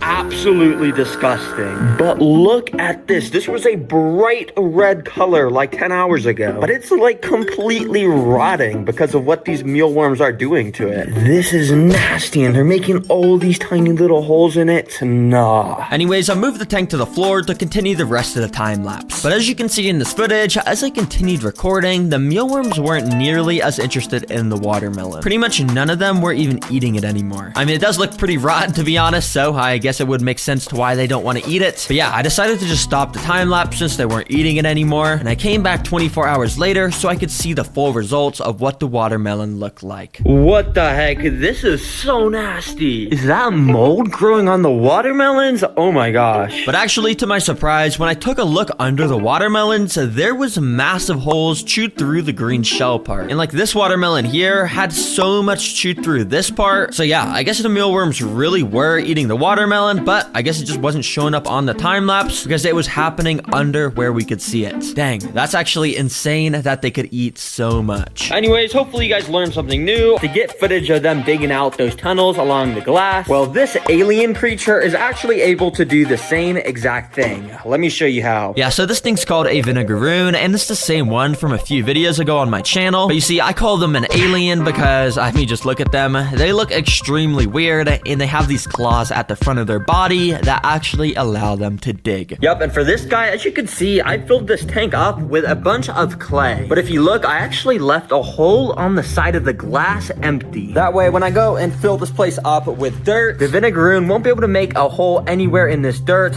other than that hole I made in the clay right on the side of the glass there. Now, anyways, after getting the dirt in, I wasted no time to put the vinegaroon inside. Now, immediately, this alien creature wasn't exactly super interested in digging. He was kind of just trying to climb out. But you see, that's because there's actually a few things I have to set up in here to make this guy want to dig quickly. First of all, I put this water dish in here, and then I started to use my finger to dig out a little tunnel under the water dish. Now, when the vinegaroon comes over here, he'll find the little entrance to the burrow I made, and when he's ready to dig, he'll know where to start. So guys, I just went and set up my time-lapse camera in another room so we could observe what these creatures do when no one's watching. And yeah, during the first few hours, since it was technically still day, you can see he was very active amongst the top section, still trying to escape. But the second it hit nighttime, this dude went down to the burrow section, and he started to dig up like a straight up drill. Nah, let's see that on an instant replay. That's actually pretty cool. You can literally see the pile of dirt up here grow as the vinegaroon digs out all the dirt from the tunnel. I think this is some of the clearest footage ever caught of these creatures digging. It's pretty cool to watch. Well, dang, now that this guy dug this tunnel, you're probably wondering why they actually make these tunnels. Well, they actually make them to hunt. And well, I got a cricket right in here. Let's drop this thing in. And so after I dropped the cricket in, he started to walk around the top area, but little did he know the vinegaroon was right under his feet, waiting in the burrow for food to walk in. And a little bit later, the cricket did just that. He started squeezing through the opening that was dug out the night before, and he went in deep enough to where the vinegaroon was sitting. I know it got super foggy in here when I brought it to my recording area, so it's kind of hard to see, but the vinegaroon started to attack the cricket, and he started to chase him out the burrow. The cricket tried to escape, but it was no use because the claws of the vinegaroon are just too strong. And I know you guys can't really see it well. I went and bought 5 big leeches. Yup, leeches usually live in the wild and grab onto unsuspecting prey to basically just suck the blood out of them. Well, since I have 5 of these leeches leeches and they're in captivity, it's gonna allow me to get some insane time-lapse footage of them sucking the life out of a food object as the leeches get bigger. It should be pretty cool. Now, if you watch my video about keeping pet leeches, you'd know they basically like to spend all their time under the water, so that's why I'll be setting up an aquarium for this test. And then quickly, I'm just gonna fill up this tank with this, so I can go ahead and put the leeches inside, so we can get this test started. So yeah, I put each of these 5 leeches inside, and I put a lid on top so they didn't escape. And immediately, you can kind of just see how they all just start swimming around under the water, just sort of like how snakes do. Yeah, it's kind of weird, honestly, but once they want to stop swimming, they'll go up to the glass and just grab onto it using the end of their bodies basically as a suction cup. It's actually pretty cool. Anyways, for the food I'll be feeding these guys, it's this piece of beef liver. Well, alright, why don't we just drop this slimy nastiness into here and see how long it takes for these leeches to get absolutely massive. And so step 1 was to actually get the leeches to bite onto this piece of meat, which is pretty easy. You basically just pick up the piece of meat with tweezers and start bringing it up to the leeches' faces until they grab onto it. So yeah, I just went around and picked up all the leeches onto the meats. But if you couldn't tell, the water quality got super bad because of the beef liver, so I decided to actually let the leeches eat the beef liver out of the water, since in the wild, that's actually how they prefer to feast. And while a couple of the leeches kind of detached from the piece of meat and started to run away, 3 of the leeches actually did stay on it, so I could watch as they started to eat. You can literally see them contract their throats in and out as they basically use their teeth to grind the meat up, and then they suck it up like a smoothie up into their bodies. But things actually did not go to plan, because out of nowhere, this leech decided to detach from the piece of meat, and then he just started to slither away randomly. Then the other 2 leeches decided to detach too, and this guy decided to just burrow into the piece of meat, and this one just slithered away. Hey, at least we got to watch him eat for a little bit, but this is why I love time lapses. You just capture random interesting stuff like this. It didn't take them very long for them to start swarming this piece of dog food. You see, these are dog treats that I buy for my dog Jet, and they're made out of the top quality real beef ingredients, which of course Jet loves, but that also explains why these flesh-eating beetle larvae were also loving it. Anyways, it was pretty crazy how after just a few of these beetles latched onto the dog food, pretty much all of the beetles soon followed behind, until literally this piece of dog food was literally like just not a piece of dog food anymore. This is just a living piece of flesh-eating beetle at this point. Yeah, there's just so many on here. Oh my gosh, bro, what? These guys are so hungry. So yeah, I shook them all off, because if you remember, the main reason I got these beetles is because I actually want to see if they could turn an animal into a skeleton by just eating its flesh. And I don't want them to get filled up on this, but anyways, considering this piece of dog food was only in there for like 10 minutes, the beetles made a pretty decent amount of progress by chewing a bunch of tiny little chunks out of it. Anyways, for the main course I'm feeding these guys, I've got a duck head.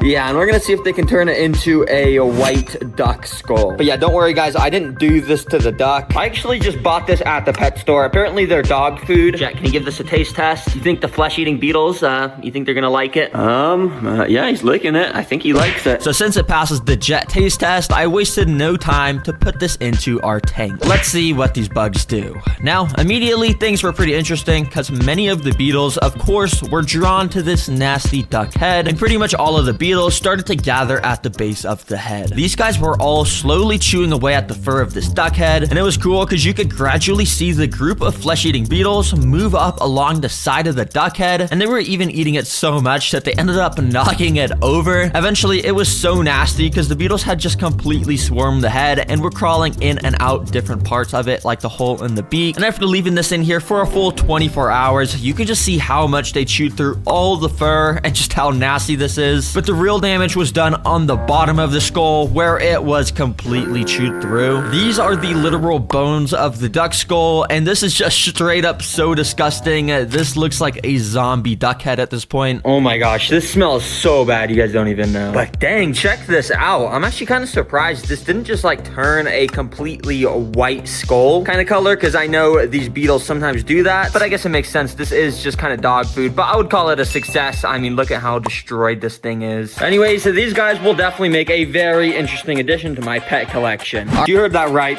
flesh-eating beetles, and they're called that because they're beetles that eat flesh. And well, let me show you why that is so cool. Now, as you can see, there's some actual flesh-eating beetles in here, but most of the things in here are still in their larva stage, which means they're actually even more hungry than usual. And you see, these insects are cool because they can literally just eat the flesh off of animals to the point where they only leave the skeleton bones behind. So yeah, I'm gonna try and record a time lapse of that. And I've got thousands of flesh-eating beetles in here to the point if I put my finger in there, it would probably turn into a skeleton. Actually, you know what? I wonder what would happen if I put a piece of dog food in there. Hey, I guess let me get a quick time lapse real quick. So I put the dog food in, and oh guys, all I'll say is things are about to get interesting with these beetles. But as you could probably imagine, buying all these crazy bugs and worms is extremely expensive. I'm building a fully functional lake ecosystem right next to it. I'm filling this tank up with the coolest species I can find, starting with plants, and eventually getting to shrimp, snails, fish, and even more. Not only will I document the process of building it, but also the daily lifestyle of every creature living inside and how they survive. Where I unboxed a 21-gallon tank. Now, I wanted to build it on my actual desk, but considering my desk is made of glass, it'd probably shatter from all the weight, and the ecosystem would fall on the floor and spill all the fish around my room. I don't want that.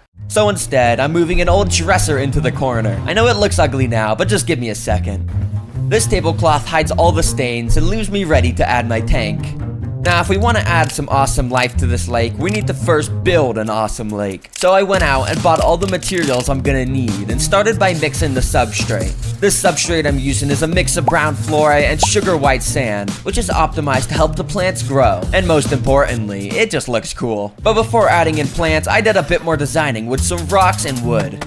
Now we gotta add the water, and because I need it to be very clean water for the fish, tap water simply is not gonna cut it. Instead, I'm gonna fill it up with this reverse osmosis water filter that I get my drinking water out of. Okay, why is this thing so slow? Bruh. It may have taken literally an hour, but eventually I got enough water to fill up the aquarium.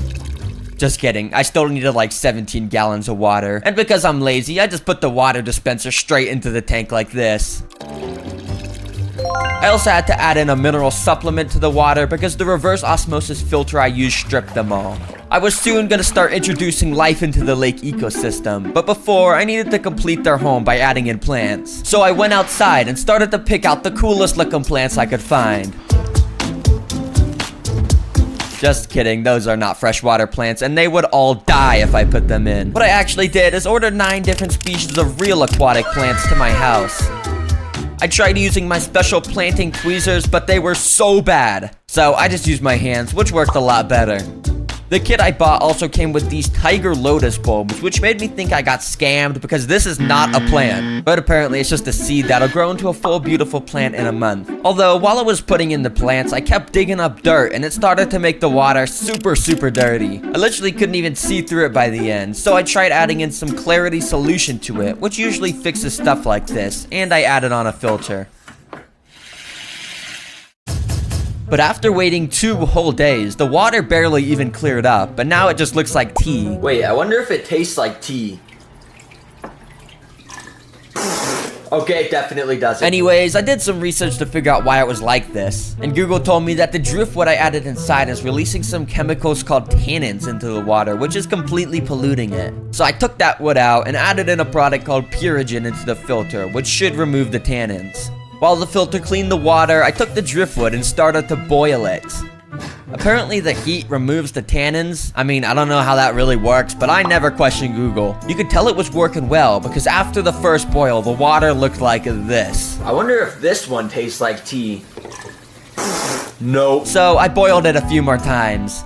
The next day, the water was crystal clear again, and I added in our final and coolest plant, duckweed. Now, if I'm being honest, this didn't even come with the plant kit I bought, but I watched this one video where the guy had something similar, and I really wanted it. It was totally worth it because it looked cool from not only above, but also beneath. The only problem is that it sort of blocks light from getting into the tank, so I added on a proper light that helped light it up a bit better. I could add in the animals now, but if I did, then they would probably all die. That's because before adding in life, you need to cycle the water. Basically, you just pour a small sample of healthy bacteria into the water, and that bacteria will break down toxic chemicals. But this isn't a science channel, so if you want to learn more, go watch Bill Nye the Science Guy or something. After waiting a week, my water treatment tested it was good to add in some animals. I'm gonna add some albino mystery snails into the tank.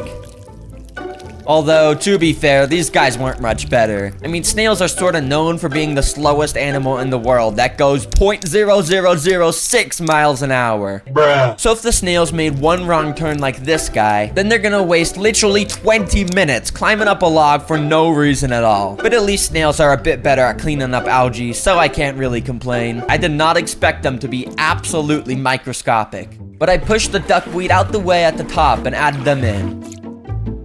The shrimp immediately started to explore their new home. I was waiting for them to do something useful by maybe cleaning up some algae or something, but they kept just being lazy and standing around doing nothing. I searched up why, and apparently the reason is that these shrimp spend most of their day cleaning themselves by rubbing their body with their claws. Oh my god, the shrimp just ripped his arm off. What? I'm just kidding. That's just a piece of debris that he removed from himself. That's the whole reason why they clean themselves. But since these guys are lazy, anyways, let's get to the good stuff. Fish. For the first species, I chose the coolest looking fish I could find. Green and yellow neon tetras. Google tells me these fish originate from the Amazon rainforest. But if I'm being honest, I do not believe that, because if they actually did, they would definitely get eaten by an alligator or something. Anyways, I made a good choice by picking these guys, because after adding them in, you could immediately tell how much color they added to the ecosystem. These tetras are schooling fish, so that means that they like to stay together in groups to avoid predators in the wild. But the best thing by far about these fish is that in the nighttime when there's no lights, they have the ability to glow in the dark. This is very cool because when I'm sleeping, I can look over to my left and see some glowing fish that brings the entire ecosystem to life. But since these tetras spend most of their time in the middle to top areas of the tank, I want to add in a fish that spends most of their time at the bottom of the tank. So I got some yo-yo loaches. Loaches are also schooling fish, so I got 3 of them and added them in. They immediately went down to the substrate because they are bottom dwellers and started to explore their new home. They were honestly better at cleaning the lake than the invertebrates were, and just swept around the entire ecosystem eating any algae they could find. But the 2 best things about these loaches are that 1, they have yo-yo in their name, and I like yo-yos. And 2, their white and black pattern makes them look like a zebra, and I like zebras too. Now, the only thing the ecosystem is missing is food for the fish. I could just feed the fish these little pellets, but it's good to feed them a greater variety of food. So today, I'm feeding them some nutritious bloodworms. Now, I'm definitely not gonna touch these things because they're nasty. So now, I actually have a use for my tweezers. As soon as I dropped them in, the tetras swooped in and snatched all of them up. But every now and then, the neon tetras would miss a bloodworm where they would just drop down to the floor so the yo-yo loaches could eat them. Their mouths are so small that they need to just take these tiny little bites out of the bloodworms in order to eat.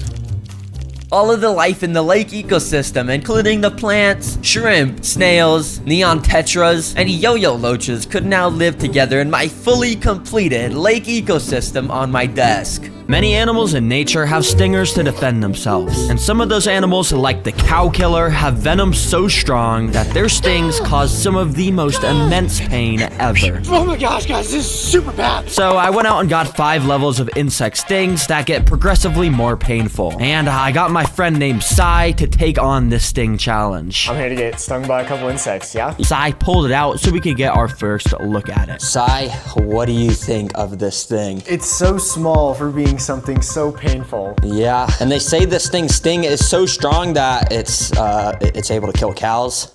Is that real? Well, no, these things have actually never actually harmed someone. They're just extremely painful, so there's nothing for you to worry about. That's good then. Yeah. So I went and picked this thing up with some tweezers, and mine is a bit small, so it's hard to see, but if you look very closely, you can actually see the stinger here retracting in and out. Cow killers have the longest stingers in the world, so they can inject their venom super deep into the victim. All right, Sai, we're just gonna jump straight into this. I got it here, I'm not gonna lie. I'm just gonna put this on your arm right now. Okay, I'm really scared. This is gonna hurt. This is gonna really hurt. All right, $10,000. That's a lot of Terra Green plushies. Oh, ow! Did it sting you? Oh, yep, that's like deep. Oh, it stung you. Yup, it literally happened so fast, I didn't even realize he got stung. But based off of his reaction, he definitely did. Yeah, he was feeling it. It burns. It feels like it's down there in the middle of my arm. That thing just injected its stinger down deep into your arm and put that venom up in there. Does my skin looks red. Yeah, that thing, it's just gonna get a big red spot there over time. Oh my gosh. Yep, this pain can sometimes last for up to days, but to make sure Sai didn't have to endure that, I put some of this special stuff on his arm that should help get rid of the sting as much as possible. Sai, America's largest scorpion species. Okay, that's probably gonna be a lot worse than the crab. Yeah, it definitely is. Yeah, you know what, for 2,500, I think we can tank it. Let's do it. But you could tell Sai was starting to get a lot more skeptical. And this time, he wanted to spend a bit of time to research online to figure out if it was actually safe to get stung by a desert hairy scorpion. Now, these guys got pretty painful venom, but of course, everything I've chosen in this video is completely safe for Sai to get stung by. It's just a bit painful, of course. So, Sai, what do you think? Is this something you're down to get stung by after researching on Google? Yeah, I mean, based off what Google said, seems pretty safe, but it's definitely gonna hurt. Yeah, it's definitely gonna hurt, but for 2,500, I mean, what do you expect? Let's do this. Yeah, can you get your finger out? Yep, and can you get it inside? So yeah, at first Sai wasn't really sure of how to get stung, so he kind of just started to tap the scorpion's claws and stuff to see if he could get it mad. But you see, scorpions are actually nocturnal, so I knew it was pretty unlikely that this dude was just gonna randomly sting Sai since we were recording during the day. And after like a minute or two of Sai very fearfully putting his finger around and even on the scorpion, my theory was proved right because the scorpion was actually being very chill and not even stinging him once. You see, when people like Coyote Peterson did their scorpion sting tests, they actually grabbed the stinger of the scorpion with tweezers. So I figured I should do the same thing here to ensure this test went very smoothly. All right, Sai, 3, 2, 1. Ow! Oh, did it sting you? Yep. Oh shoot, what does it feel like? Oh, it's not that bad, but it's sharp. It's sharp. Nah, you just got stung by a scorpion and you're saying it's not that bad. I felt it go into my skin. Shoot, that must have been painful. Yep, apparently the pain immediately wasn't so bad. But he did tell me as the minutes went on, he could feel the venom sort of spreading around the area where he got stung. But in this round. And here it is, a rainbow land crab. All right, so we got the crab out the container, as you can see, and what are you thinking of it? First impressions. It's very colorful, and the claw on the left there is kind of big, but Yep, crabs actually have one big claw to use for extra crushing power, so hopefully Sai gets pinched by that. But actually, something I noticed about this crab was that it was actually injured. You see, normally crabs are supposed to have 4 legs on both sides of their bodies, but this dude only has 2 legs on this side of his body. I'm not sure how he lost 2 of his legs, but because of this, I wanted to make sure I built this guy a nice little enclosure. That way he'd have a place to rest after the pinch test. But yeah, don't worry, this didn't take long because we just immediately started to spam place a bunch of rocks all along the side of the enclosure. Now this may look kind of like trash, but I'm actually trying to recreate a rocky coastal environment that these crabs are used to in the wild. All right, could you help me outside? Could you pour the water in? yeah, I got you. Let's get this crab a nice home. Oh yeah, yep, get that water in.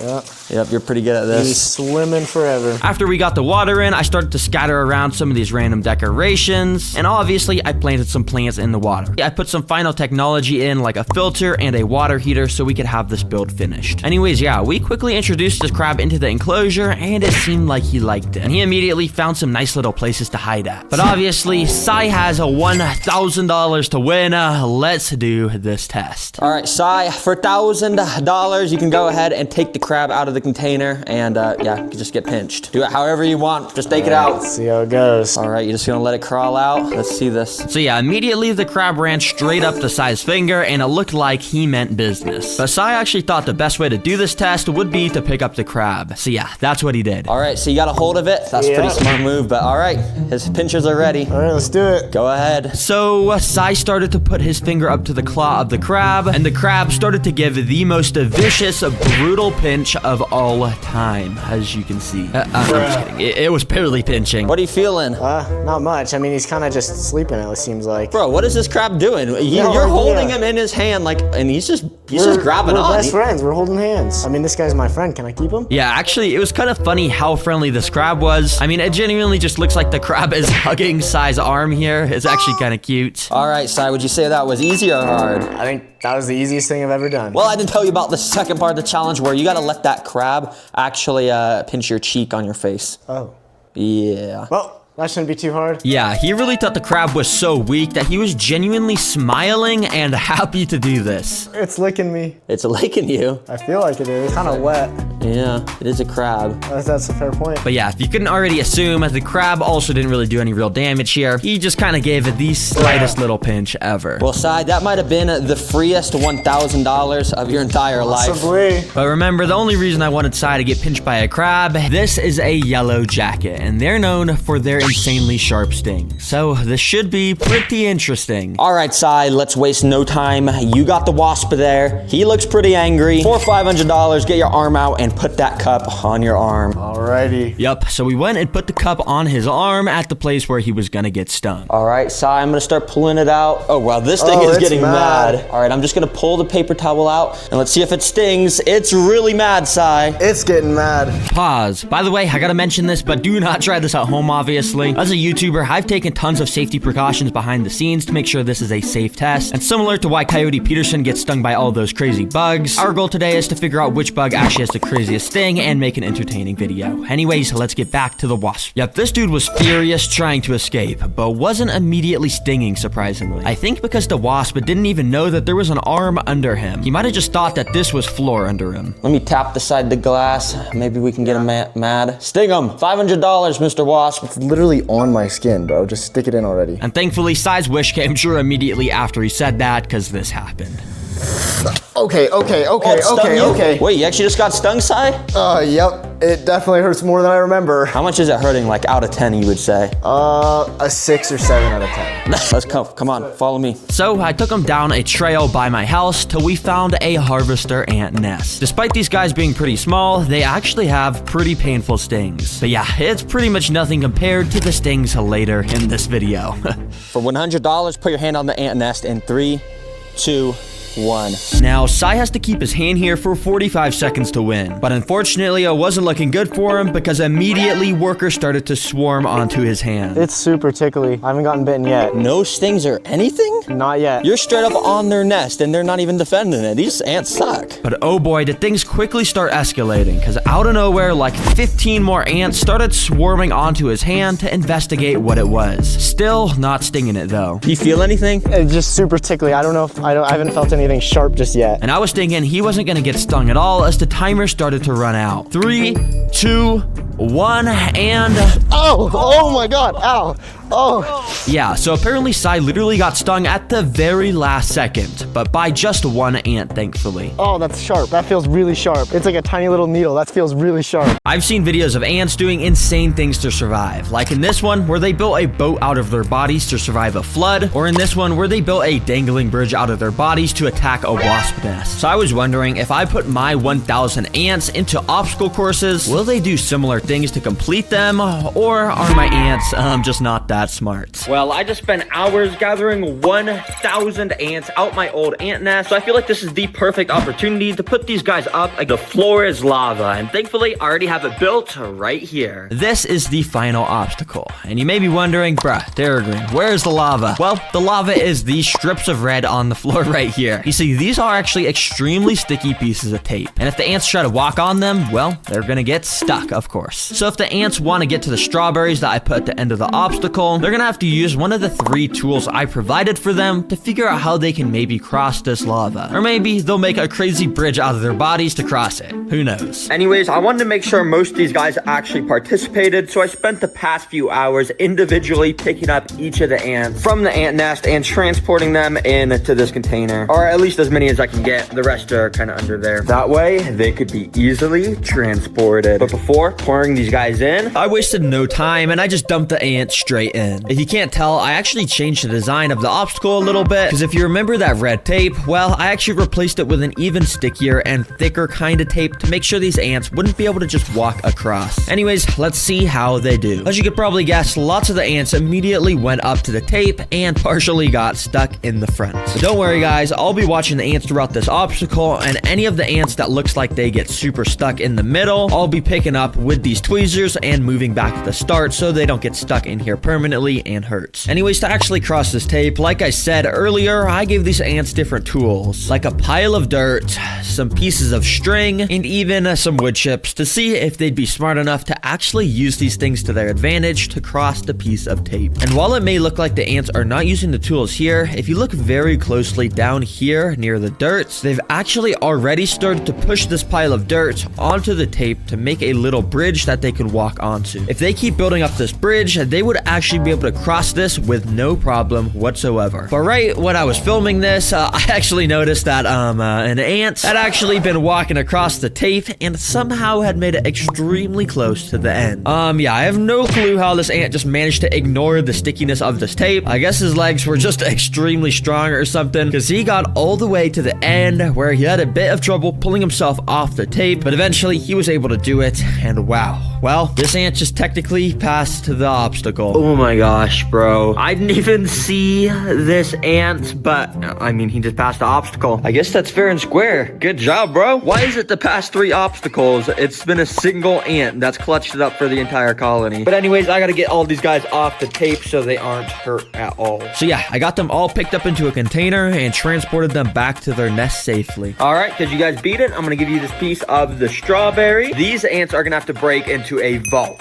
Yeah, like a robbery, basically. Yep, you heard that right, a vault. For this obstacle, I literally built up a DIY bank vault from scratch out of paper that I knew the ants would probably be able to break into. You can see it's pretty good, sort of looks like a real vault. And anyways, it's cool because the door actually opens, so I could fill this bank vault with an absolutely insane amount of seeds. Yeah, I put so many seeds in here. Because yeah, apparently seeds are this species of ants' favorite food, so they should absolutely swarm this thing. But I got this hot glue gun so I could seal this vault door shut, because I gotta make this actually a kind of hard obstacle. So let me just go and put some glue on here.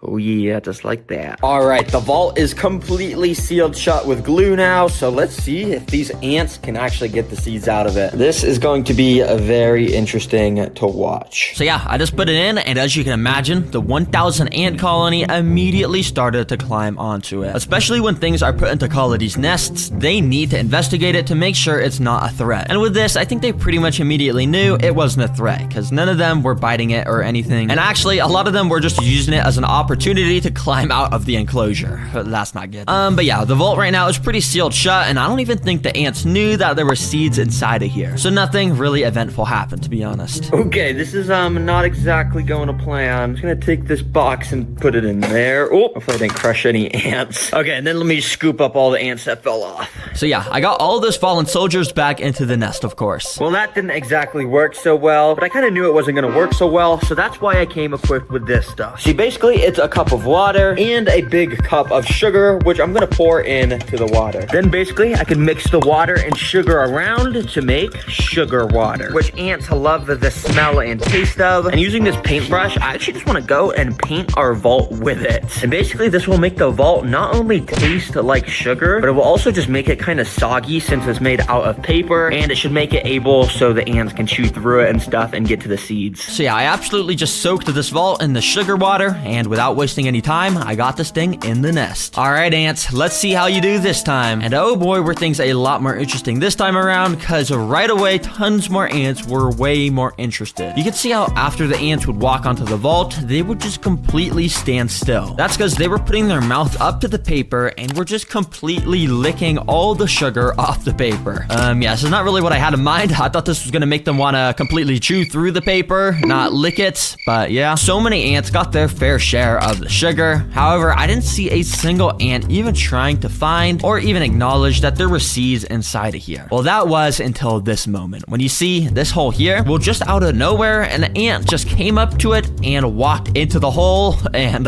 yeah, there was just an ant inside of this vault with the absolute jackpot of seeds. I don't know how this hole got here. I guess maybe the sogginess from the sugar water made it droop or something. But wow, that is crazy. Oh my gosh, wait, I think the ants just completed the obstacle. Let me get all the excess ants off this safe real quick. And yeah, once the extra ants had fallen off, I cut open the vault to see if that ant had actually made it inside. And as you can see, he absolutely had made it inside. Oh my gosh, bro, your colony has no clue how much you just clutched up for them. Wait, imagine if this is Anthony, that same ant that beat the obstacle course. That would be insane, but I mean, I don't know if this is the same ant. But anyways, W ant. So yeah, I just went and poured the entire vault's loot pile onto the 2D ant nest, and well, the ants have been rewarded with the absolute motherload of food up to this point. Well, it's this thing. Yup, the ants will have to walk across this extremely narrow tightrope over a pit filled with fire and flames. Oh, I gotta put that out. Oh, yep, put that out. Oh, are you gonna go out? No, I'm just kidding. That would be crazy. These are literally my pets. I would never do that. But I will be trapping the ants down here if they fall by lining the walls of this pit with this super slippery liquid stuff called Fluon. I know you can't really see this stuff since it's invisible, but basically when an ant tries to walk up on here now, it'll just slip off completely. Yeah, this stuff is super slippery. And you guys are about to see why this challenge gets so interesting in a second. But if you look over at the 2D ant nest, you'll actually see I have a little hole here plugged up with some paper towels, and if you also look here, I got some tubing, meaning I can connect this to the obstacle. So yeah, let's just get this obstacle started. Come on, ants, let's get in here. Immediately after plugging in the tubing, obviously ants noticed and started walking in. I mean, there's 1,000 ants. You can't even get away from them for a second. But that's what makes these obstacles fun, because it only took like 10 seconds till our first ant entered the tightrope of doom tank. Now, to pass this obstacle, the ants quite literally just need to get one of these pieces of insect legs back across the tightrope, which I think might be impossible, but let's see how they do. Now, I'm not gonna lie, the ants started off with some pretty lackluster performance because our first ants that made it to this tightrope didn't actually walk onto it. They kind of just walked around it on the corner of this platform where they just ended up just slipping off. Yeah, come on, guys. What are you doing? But we got 1,000 ants, so I was expecting at least one of these ants to eventually step onto this tightrope. But as tons more ants started to walk into this room, yeah, they kind of all just did the same exact thing. And the pit started to get absolutely filled up with tons of ants. Come on, ants, what are you doing? No, I'm just kidding. I think this is actually my fault, and to make them walk across the tightrope, I just gotta fix something. Let me show you how to fix it. Basically, what I did was, first of all, tape 2 extra pieces of string to the tightrope to make it a bit thicker so the ants would feel safer when they walked on it. And also, I rubbed this insect jelly food on the tightrope to make the bridge smell like jelly. And yeah, hopefully this will make them want to walk on it. Now, this worked exactly how I wanted it to, because within the first minute, our first workers actually started to walk onto the tightrope and explored it, just very slowly. But over time, more and more ants started to walk onto it, and it was actually kind of funny because sometimes the ants would literally just be hanging from each other's legs because there would just be way too many on the tightrope at the same time. Dang, these ants aren't very good at saving their friends. But it didn't take long for our first brave ant to actually make it to the end of this tightrope. That wasn't even half of the challenge, because now, if you remember, the ants actually got to pick up one of these insect legs and bring them back across the tightrope. And this ant clearly wasn't looking too interested in that, because yeah, he was just completely ignoring them. So I kept waiting until some more ants made it to the side by crossing the tightrope. And surprisingly, one of the ants that made it actually did seem interested in the legs, because he went up to one of them and actually started to bite it. But if you couldn't tell, this leg is kind of way too big for this worker to carry it all by himself, and for some reason, even after tons of ants made it onto this side, none of them came to help this poor worker move the leg. But this worker had a mission. He knew he needed to take a leg back to the colony, so what he did was he went up to one of the smaller insect legs that he could actually carry by himself, and he actually picked it up and started to walk. Yep, yeah, it wasn't super efficient or anything, but theoretically, he could pass this obstacle for the entire colony if he played his cards right. And played his cards right, he did, because I'm not joking, he walked straight over to the tightrope, and he might have had an extremely close call where he almost fell off, but somehow he managed to save himself, and then the ant actually started to walk across the tightrope with an insect leg in his mouth. Oh my gosh, guys, this is genuinely so insane. I am rooting for you, bro. I mean, you got a long way to go, but guys, the ants were doing so awful up to this point. You could see how many fell into the pit of doom. Bro,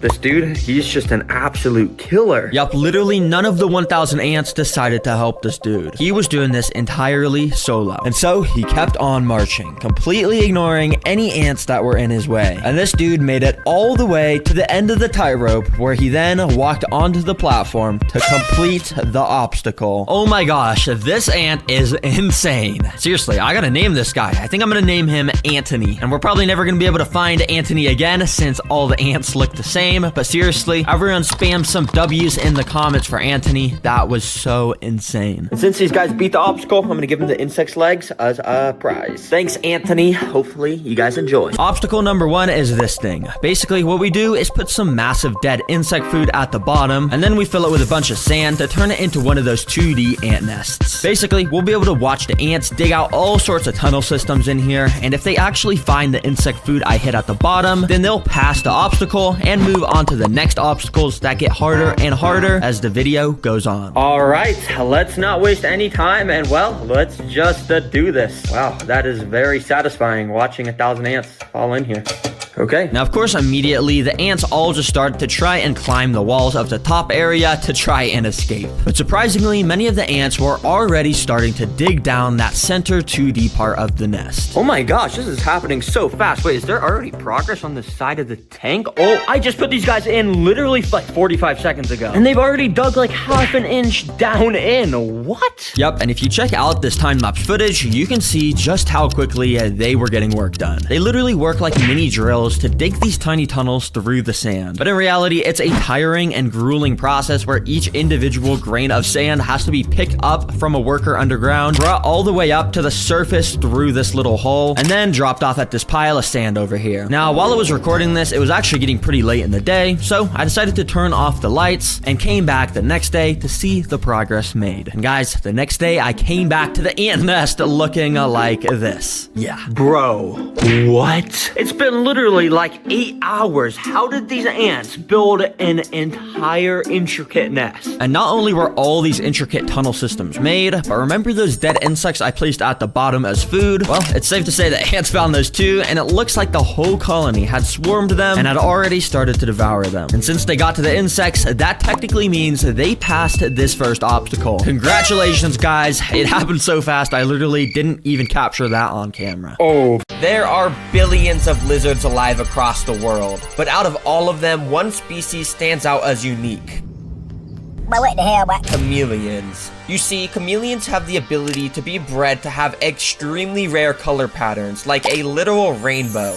But I just came across the rarest color variation that I have never seen before. This beautiful red and blue chameleon that literally looks like a Nintendo Switch. Just to represent how rare this is, let's say there's a billion lizards on Earth, and about 1,000 of those are a chameleon with this exact color morph. That would mean there is a 0.0000001% chance of this existing. And sure, it may cost $899, but this is gonna easily be one of my coolest pets ever. And once I get it, I'll show off some special abilities of chameleons that many of you have probably never seen before.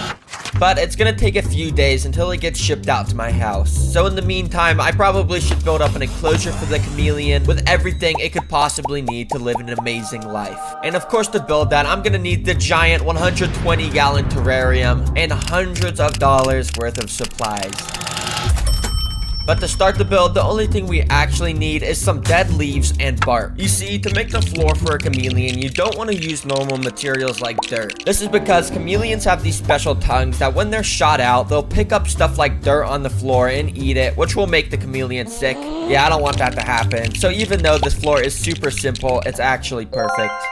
But of course, the rare Nintendo Switch chameleon I'm getting is gonna need a lot more than this in its enclosure. Yeah, this is just definitely not enough. So for step number 2, I got a whole bunch of wooden branches. Now, as you can see, I installed these 2 metal bars going across the enclosure, which I'll start by covering in the branches I have. I made sure to make the branches reach all along the top of the enclosure, the bottom, the sides, and literally everywhere. And after they were secured in place with zip ties and foam, I covered up most of that ugly stuff with some moss and leaves. So it doesn't look like a 5-year-old made this anymore. I also got a bunch of these vine things, which are basically these long bendable rubber sticks that recreate the look of jungle vines, and they curve all around the enclosure. Okay, if I'm being honest, this does look a little bit cluttered and messy right now. But trust me, coming up in this video, I got some stuff planned that's gonna make this, you know, actually look good and be an actually good enclosure. And plus, all these branches and vines are actually very necessary to allow the chameleon to climb and swing around the entire enclosure. And don't worry, guys. guys, because I'll be getting plants to cover up these big ugly foam things in the corner. Speaking of plants, I should probably put some in here since that's the next step to finishing this amazing home. Alright, so obviously I've got plants now, but you'd be stupid if you think I'm just gonna put these straight into the enclosure. Oh no, no, no, no. I'm going to make these plants way, way better. And what I mean by that is I'm gonna make them look extra cool with some animal safe red and blue paint. Yeah, I'm gonna paint these plant pots to be the same color as the chameleon I'm getting. I don't know why, I just think it'll look cool, okay? Yeah, I did this on every plant pot, it took forever. But after letting the paint dry for a few hours, I started to scatter the plants along the floor and sides of the enclosure. And in no time, I was done. And check this out. This looks, I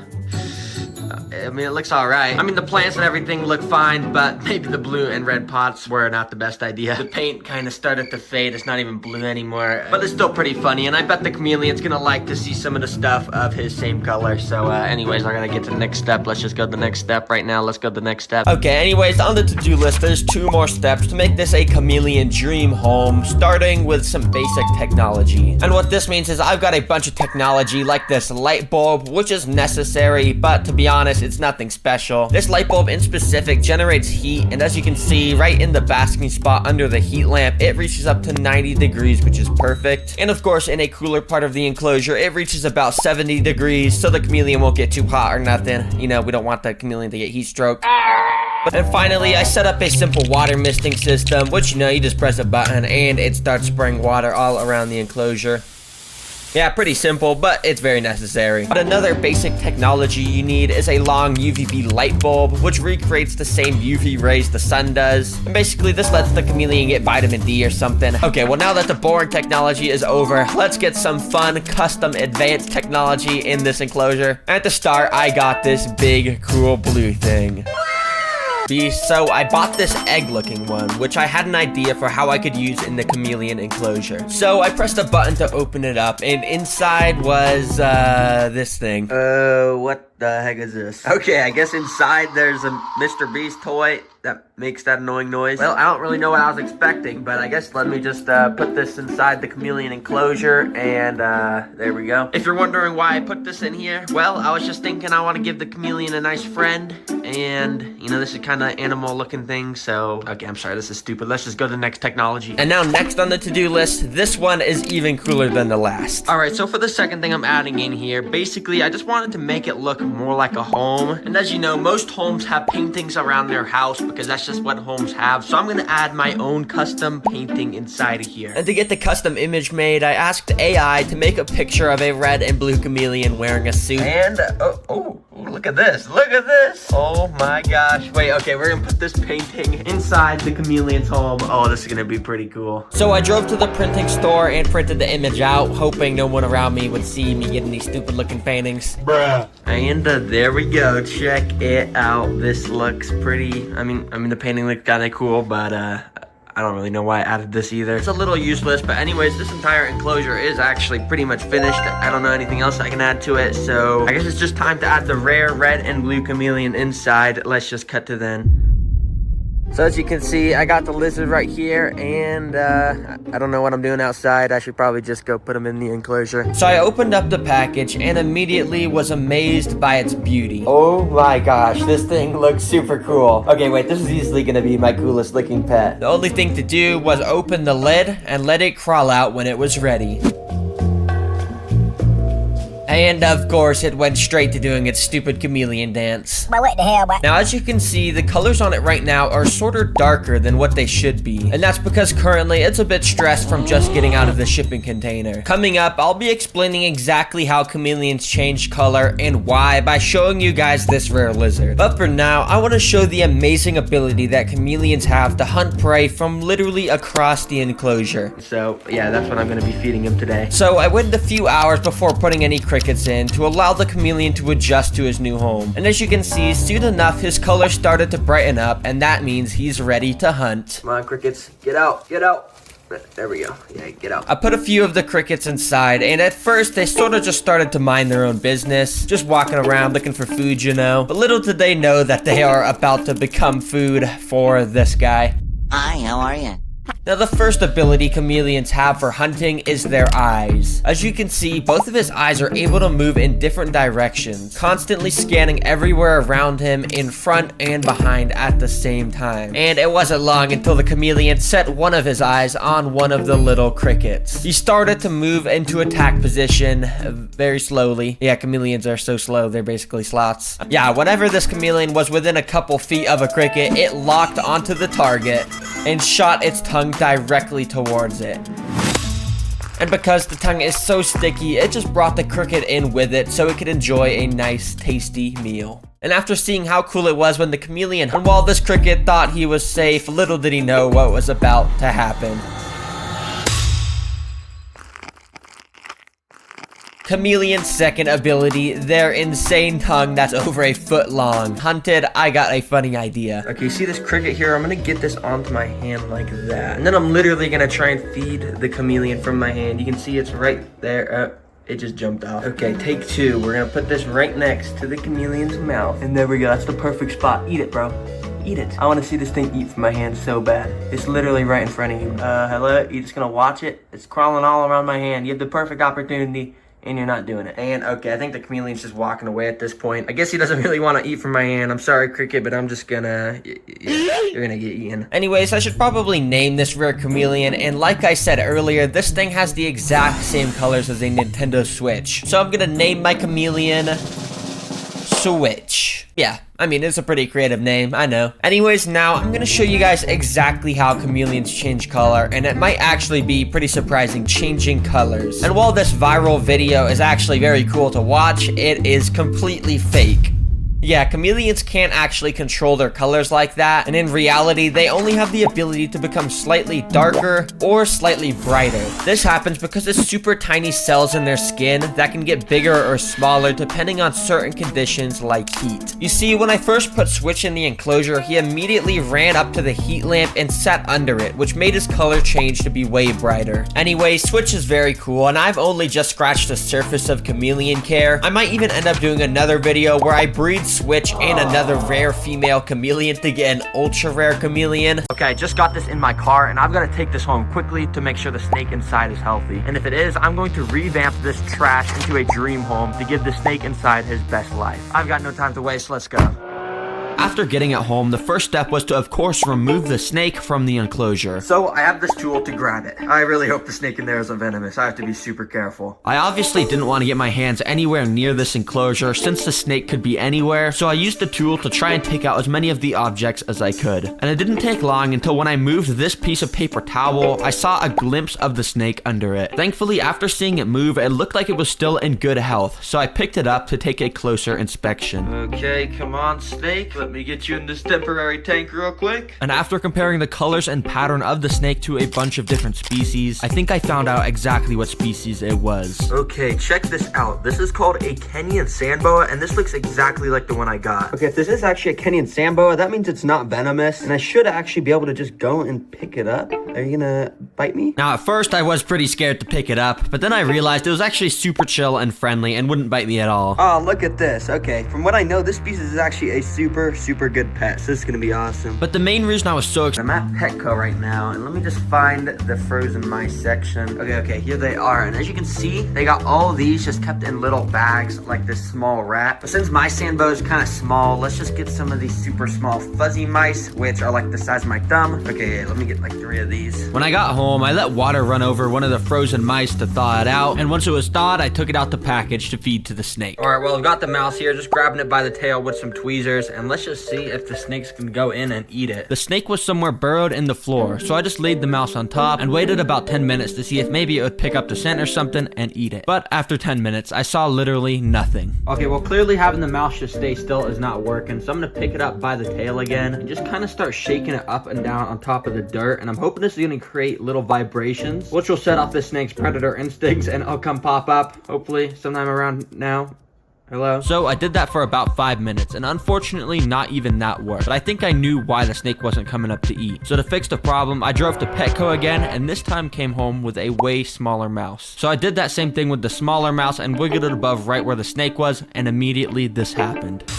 Oh, yo, it just ate it. Okay. I was trying to do that for a while, but look at that. That was so cool. It just popped up out of the dirt, and oh man, imagine being a live mouse and you have to deal with that. And as you can see, it didn't take long for the snake to start expanding its mouth so it can completely engulf the mouse. Yo, look at this snake, bro. He is just going crazy. I can't even film this. His body's just wrapped around the mouth. You can even see his mouth. Oh my god, that is so cool to watch. You see, because this is a boa, they wrap around their prey to constrict it. Even though it is a little disgusting, it's one of the coolest things to watch in all of nature. First, to start this enclosure transformation process, step number 1 is to take out the ugly remaining decorations. Okay, I have no idea why there's all this random stuff in here, like a giant fake plant. This is not at all what sand boas need. So of course I gathered all of that up and threw it straight into the garbage bin where it belongs. Then that leaves us with this. This is so bad. There's just paper towels as the floor and a random pile of dirt. Yeah, sand boas need at least a couple inches of substrate for the floor so they can go in it and burrow. So this is definitely not good enough. Yeah, let's get this out of here. And like, why is there just random like red stains on this? Yeah,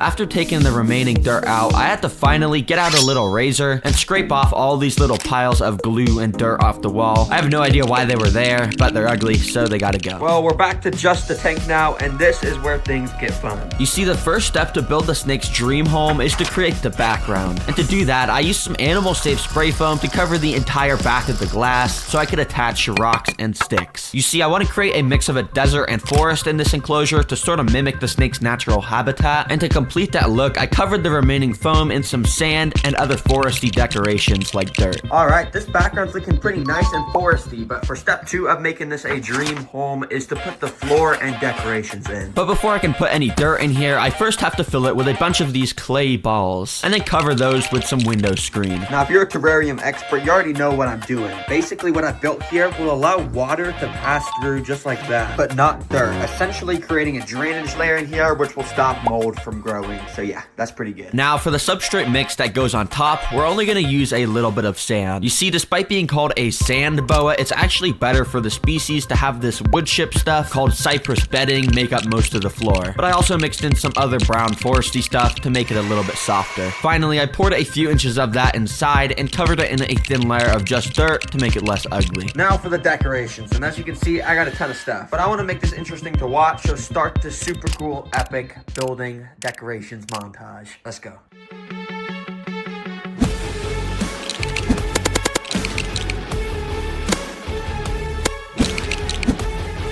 Yeah, that was pretty cool. But now you're probably noticing that the left and right sides of the enclosure are looking pretty barren and empty. Well, that's because step number 3 is to put DIY decorations there. First up, the left side. Here, I want to build a giant massive tree trunk that looks like it has leaves and stuff coming off of it. And to do that, I went and gathered all the wood I had in my house into a big container so I could easily access it. This is all just leftover wood from previous videos. Yeah, sometimes I buy a little bit too much, but today it's gonna have a use. Now, I didn't have much of an idea of how I would do this, but I figured I would just start by using spray foam to connect little pieces of the wood together, and then I continued to stack the wood up to make it look like the trunk of a tree, and then I stuck some branches onto it. Alright, this is a little bit looking like a tree trunk. I still gotta go and cover this exposed spray foam, but for now, check this out. It's just a bunch of carpet moss. I'm basically just gonna attach it to the tree so it looks like there's a bunch of leaves coming off of it. Should look pretty good. Let's do that. And so using my hot glue gun, that's exactly what I did. After putting the moss all over it, I covered most of the exposed spray foam with some dirt and then glued a couple actual leaves hanging from the tree. Alright, this looks just like a tree and we're done. Oh. Yeah. Anyways, that means we can move to the right side DIY decoration. And to start that, I've got the base right here. This is a normal cave decoration that you could buy for snakes to hide in. But I ended up getting out some real rocks and using more spray foam to attach them all around the cave. You know, I didn't want it to just look like a normal boring decoration that I bought. So yeah, this made it look nice and natural. Alright, there we go. A nice little rock cave. And as you can see, it's pretty deep and dark in there. Wait, let me see if I can turn on my flashlight. Oh yeah, I got the light on and look at that. You can just see down in there. It's nice and pretty cozy. How about this thing's gonna like to go and hide in there? But now for the final step to finishing this foresty dream home is to get some plants. Alright, and as usual, I don't have any plants, so let's go to the plant store. Okay, I'm at the plant store, and as you can see, they got a nice, beautiful selection here. But I actually just need to pick out like the smallest ones I could find. Okay, here's the small section. Let me just pick out some of this grass stuff. Oh, I'm gonna get this little one here. And oh man, I was just gonna get two, but I'm just gonna let myself go crazy. Let's get this one too. After driving home, I got the plants out and put them around in the enclosure. But after doing that, I still felt like there wasn't enough greenery, so I got some of the carpet moss from earlier and scattered that around too. All right, and now to finish this off, I just want to put a nice heat bulb right there, and then put a UVB bulb right next to it. And as you can see, it looks pretty good. Got those going. As you can see in the basking spot under the heat lamp, it was a nice 90 degrees. And over in the cooler side of the enclosure, it was about 75 degrees, which is perfect for the snake, so it can decide how hot or cold it wants to be. Well, anyways, this enclosure has been completely transformed from that pretty trash home into a chunk of nature that I think the snake is gonna enjoy a lot. All right, well, I guess let me just take these paper towels out. I've just been keeping the Kenyan sand boa in this temporary enclosure, and oh, look at you. All right, so I'm just gonna go and pick them up just like this. And welcome to your new home, boy. I hope you like it. Oh, and he's just already going straight into the dirt. All right, I guess I'll see you later, man. Yeah, when I said these guys like to burrow in the floor, I really meant it. I don't know how long it's been since this guy's had the chance to be able to do it, but you can tell he was loving it. Bro, I don't even know where the snake went. Oh, wait, no, you can see its tail right there. But other than that, it's completely just disappeared. But if you look closely in this footage, you can see the dirt slightly moving around from where this guy was digging underground. I'm happy I was able to give this guy a new home. It was super fun building it. I've gathered the craziest animal videos on the internet. Here they are. For our first crazy video, these guys were exploring a beach cave when this happened. Yeah, they got absolutely pummeled by a bajillion flies. Like, bro, what do you even do in that situation? You probably accidentally breathe in so many of those flies. Hey, I guess it's a little bit of extra protein. Okay, you are about to see a bear go above and beyond for a meal, because apparently there's a little worm bug thing in the soil under this tree, and when the bear saw it, he walked up to the tree and he did this. Yeah, bro literally started to knock down the tree until he literally did knock down the tree. And then he proceeded to dig through the rubble for this meal. Good job, bro. Hopefully that was worth the effort for the worm.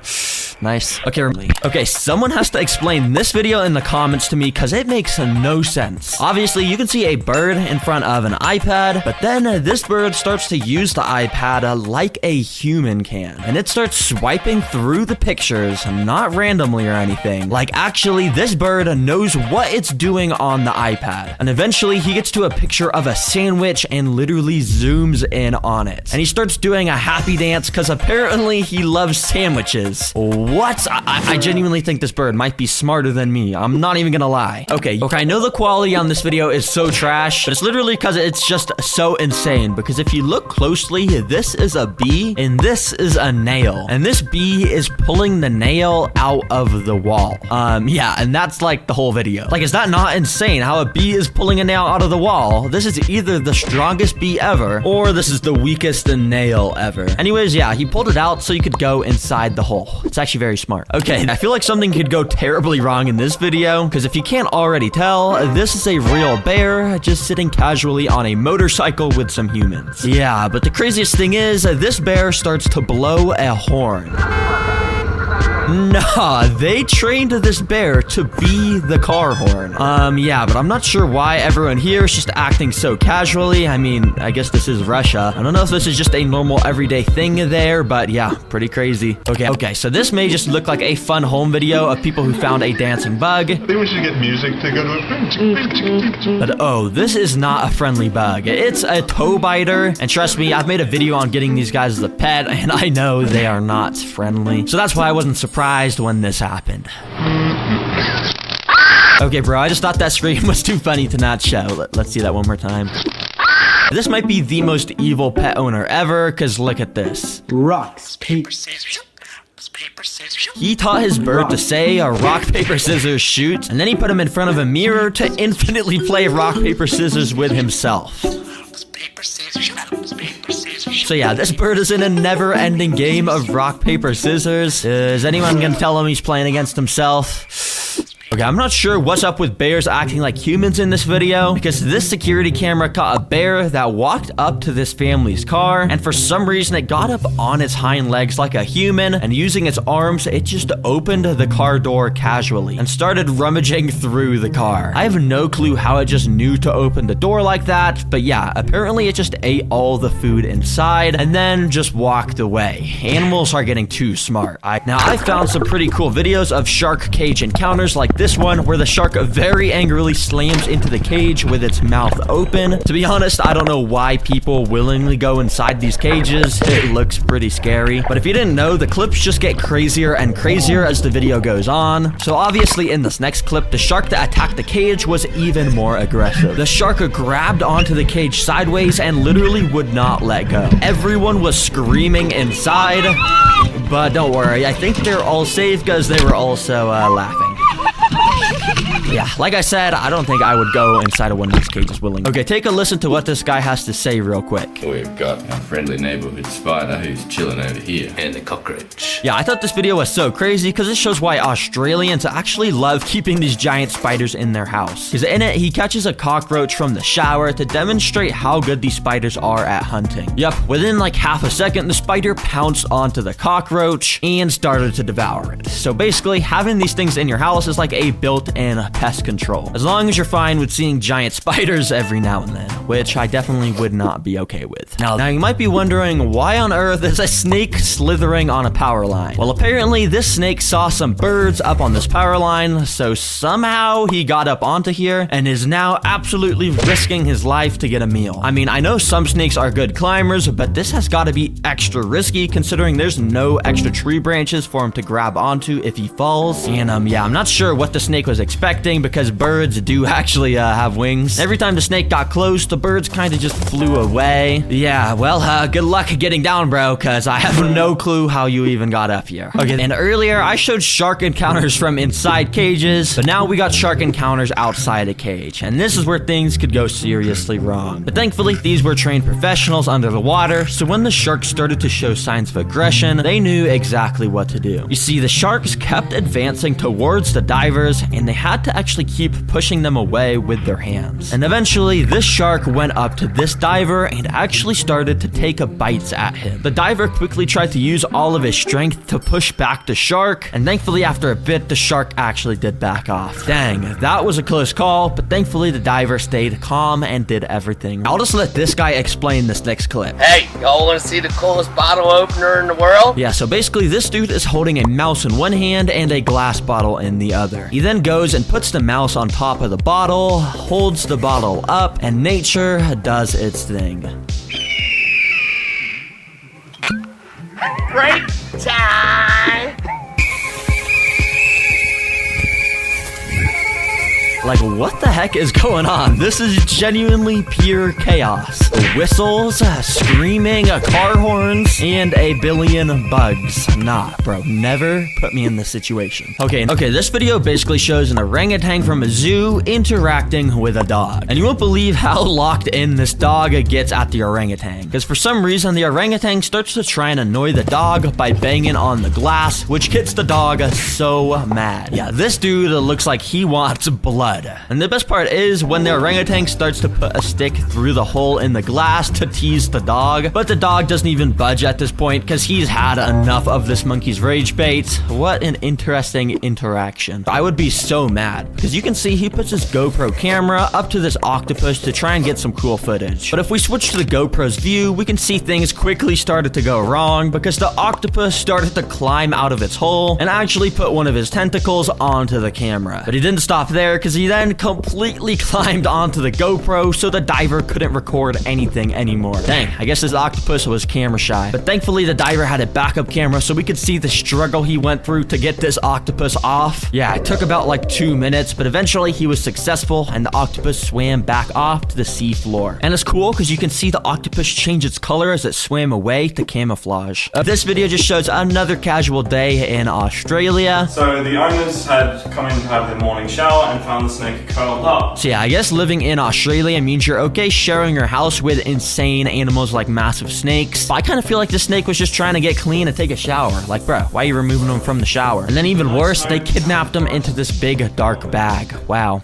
That is just, that's evil. Now, this one's actually pretty crazy. You see, this dude is an ultra hummingbird enthusiast. But usually, hummingbirds are impossible to get close to. So he built this super cool contraption, which he fills with nectar, straps to his head, and then the birds will fly extremely close to his face to drink it. And as long as he doesn't move at all, this just lets him watch and study his favorite birds for hours. Now, this is actually pretty wholesome. Everyone drop W's in the comments for the red hat. Okay, so we all know the story of the tortoise versus the hare. Well, some people actually recreated that in real life. Yeah, might sound stupid because you would just expect the hare to obviously win, but similar to the actual story, halfway through the hare stopped to take a break because he was so far in the lead, but the tortoise was still going with all of his might and overtook the hare and eventually made it to the finish line to win the race. Dang, who knew slow and steady actually really does win the race? Next clip documents something not many people have successfully been able to record, but basically it shows a caterpillar being born. Oh, but not only that, because it also shows that same caterpillar when it went into its chrysalis stage. And yeah, I just think it's insanely crazy to see the caterpillar crawl out of its old skin and eventually turn from this green shell into a fully grown butterfly, which then eventually is able to crawl out from the chrysalis and is able to restart the life cycle itself. This will probably be the most monkeys you ever see in one video. I'm not sure where this was recorded or why there's so many monkeys just running in the street, but yeah, there is. So the crazy part of this video is when fireworks randomly went off and of course spooked all the monkeys, causing them to go bananas. Yeah, there is a genuine stampede of monkeys. Are these guys just gonna live in the city now or what? I don't really know. Okay, if I was this diver, okay, this bird is about to sing a song and I want you guys to guess what song he's singing.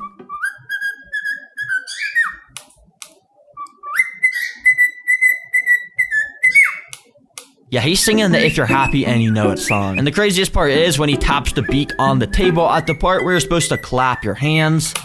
Like, how do you even teach your bird to do that? I'm in awe with how smart some of these birds are. This video shows the most insane alien-looking creature on Earth. Yeah, this isn't fake. It's actually a super rare type of moth. But what makes this video even more crazy is usually these moths look like this, without those black hairy things coming out the back. But on special occasions, the males will inflate those things coming out of their body to look like this insane Goliath alien-looking creature. So yeah, this is super rare, and I hope I never see this. I don't know, let me just add this to the cart. And thanks to the one-day delivery, literally the next day, I opened up my door to the package. Okay, there we go. I guess this should be the Black Widow. And I genuinely think this is the most venomous pet I've kept on the channel. But anyways, let's go open this up. So I brought it to my table and opened the package up. After carefully taking out the packing material, I then took out the container that had a Black Widow spider inside. Oh, nah, here it is. A literal Black Widow. But I did just figure something out because apparently I didn't order just one of these. If you look down in this box, I actually ordered 2 more. Yeah, apparently I accidentally placed the order for a 3-pack, so now I have 3 Black Widows. But I wanted to take a closer look, so I opened up a container to let a spider out. And I guess it was a bit dizzy because instantly it fell on its back to reveal that iconic red hourglass shape, which warns you that this spider is nothing to mess around with. It has a potent bite. Oh, shoot, it's trying to escape.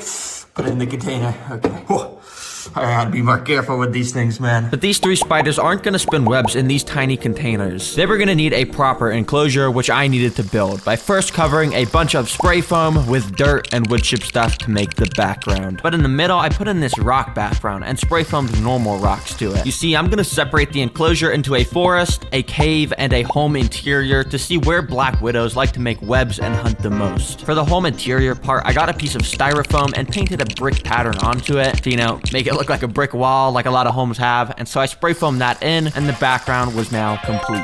And now we gotta do the web building bases. Basically what that means is we just put sticks and stuff so the spiders can spin their webs in here. To start, I'm gonna lay down a simple substrate across the entire enclosure that I'll be able to customize to each environment. But first of all, the forest, and as I'm sure you can imagine, we're gonna put some wood in here, just enough on the 2 sides for a solid web to be made in between. And then I'm even gonna glue some moss coming down from the ends of the branches so it sort of looks like leaves on a tree. And then I'm gonna get this bag of leaves that I bought. And don't ask me why I didn't just pick them up from outside. I don't know why I bought these. But anyways, with those, I scattered them along the bottom, so it looked like a forest floor with all the fallen leaves everywhere. And last but not least, I got some tiny rocks and scattered them around too. Just a few, because I gotta save most for the cave. And speaking of the cave, we're gonna start right away by laying down some rocks, because that's pretty much all they got. But as you can see in this photo, there's actually a bunch of these pointy rocks called stalagmites. And I think they would work perfectly in my enclosure, so let me get some. Alright, so I've got a big rock and a hammer right there, so I guess let me just try to carve some of those stalagmites out of this. So I guess I'll just go and try and hit it. I don't really know if this is gonna work, but it's gonna break. Eventually, after a bit of hitting, I got a few pieces that when connected sorta looked like stalagmites, so I went and attached them together with spray foam. And then using more spray foam, I stuck them all into place pointing up in the cave section of the enclosure. Finally, I went and sprinkled some normal colored rocks around and then some different colored rocks around because, yeah, we literally just put rocks everywhere for this section. Alright, once this spray foam dries, I'm gonna go in and paint it, but for now, let's work on the home interior section. And to start, I've got this carpet-like material, which I'm gonna cut out to shape, and then I'm just gonna go and put it in there, and boom. Now I need to get some mini home furniture in here that the spider will be able to spin his webs from. And my only idea for how I can get that is to build it with some Legos. So yeah, let's get building, baby. First of all, using black bricks, I stacked them up to make this little lampshade thing. Then with some red bricks, I made a tiny little couch.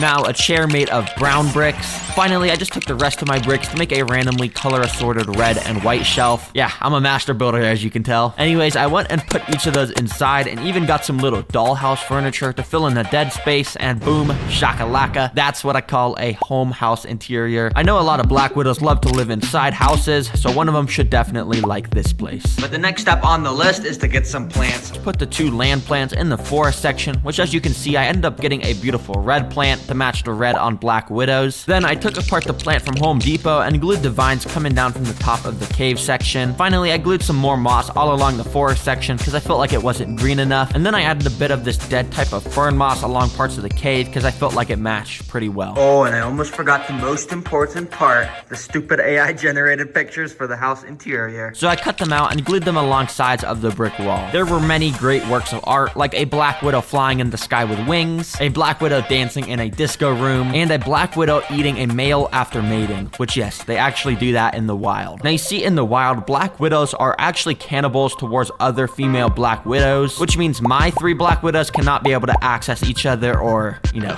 they'd probably eat each other. So I've got these acrylic sheets, which should act as good separators. So I went and measured them to size and then cut them out. There we go, that fits perfectly. And now last but not least, I'm gonna put in one of these reptile foggers. Basically, when you turn this dial, it spits a bunch of fog out the end of this tube. Black widows love a high humidity to make their webs, so this should encourage them to do that quickly. And well, I would say this enclosure is now 100% complete, but that does mean I gotta actually let the black widows loose in here, which I'm kind of scared to do, but let's just do it. And as you can see, I've got the 3 black widows in their own little containers. So I've got the first one. Let's let this guy loose into the forest. Then I'm gonna put the second one into the cave section like that. Then finally, the 3rd black widow in the home interior section. And while all the spiders were now in their new home, I took an interest to the one in the forest area. You see, this one immediately started to crawl all around her new home and even made her way up to the roof of the enclosure. There on the roof, you can see she started to walk around with a little strand of silk coming out the end of the abdomen. She was already building a web. Spiders, of course, do this to catch prey, and black widows in specific have some of the strongest silk out of any spider, which is somehow produced in these little silk glands that they have. Anyways, I left the black widow to continue with that, and the next day I came back and opened up the top of the enclosure. You could see the area where she was constructing the web, and now she was hiding in this little crevice.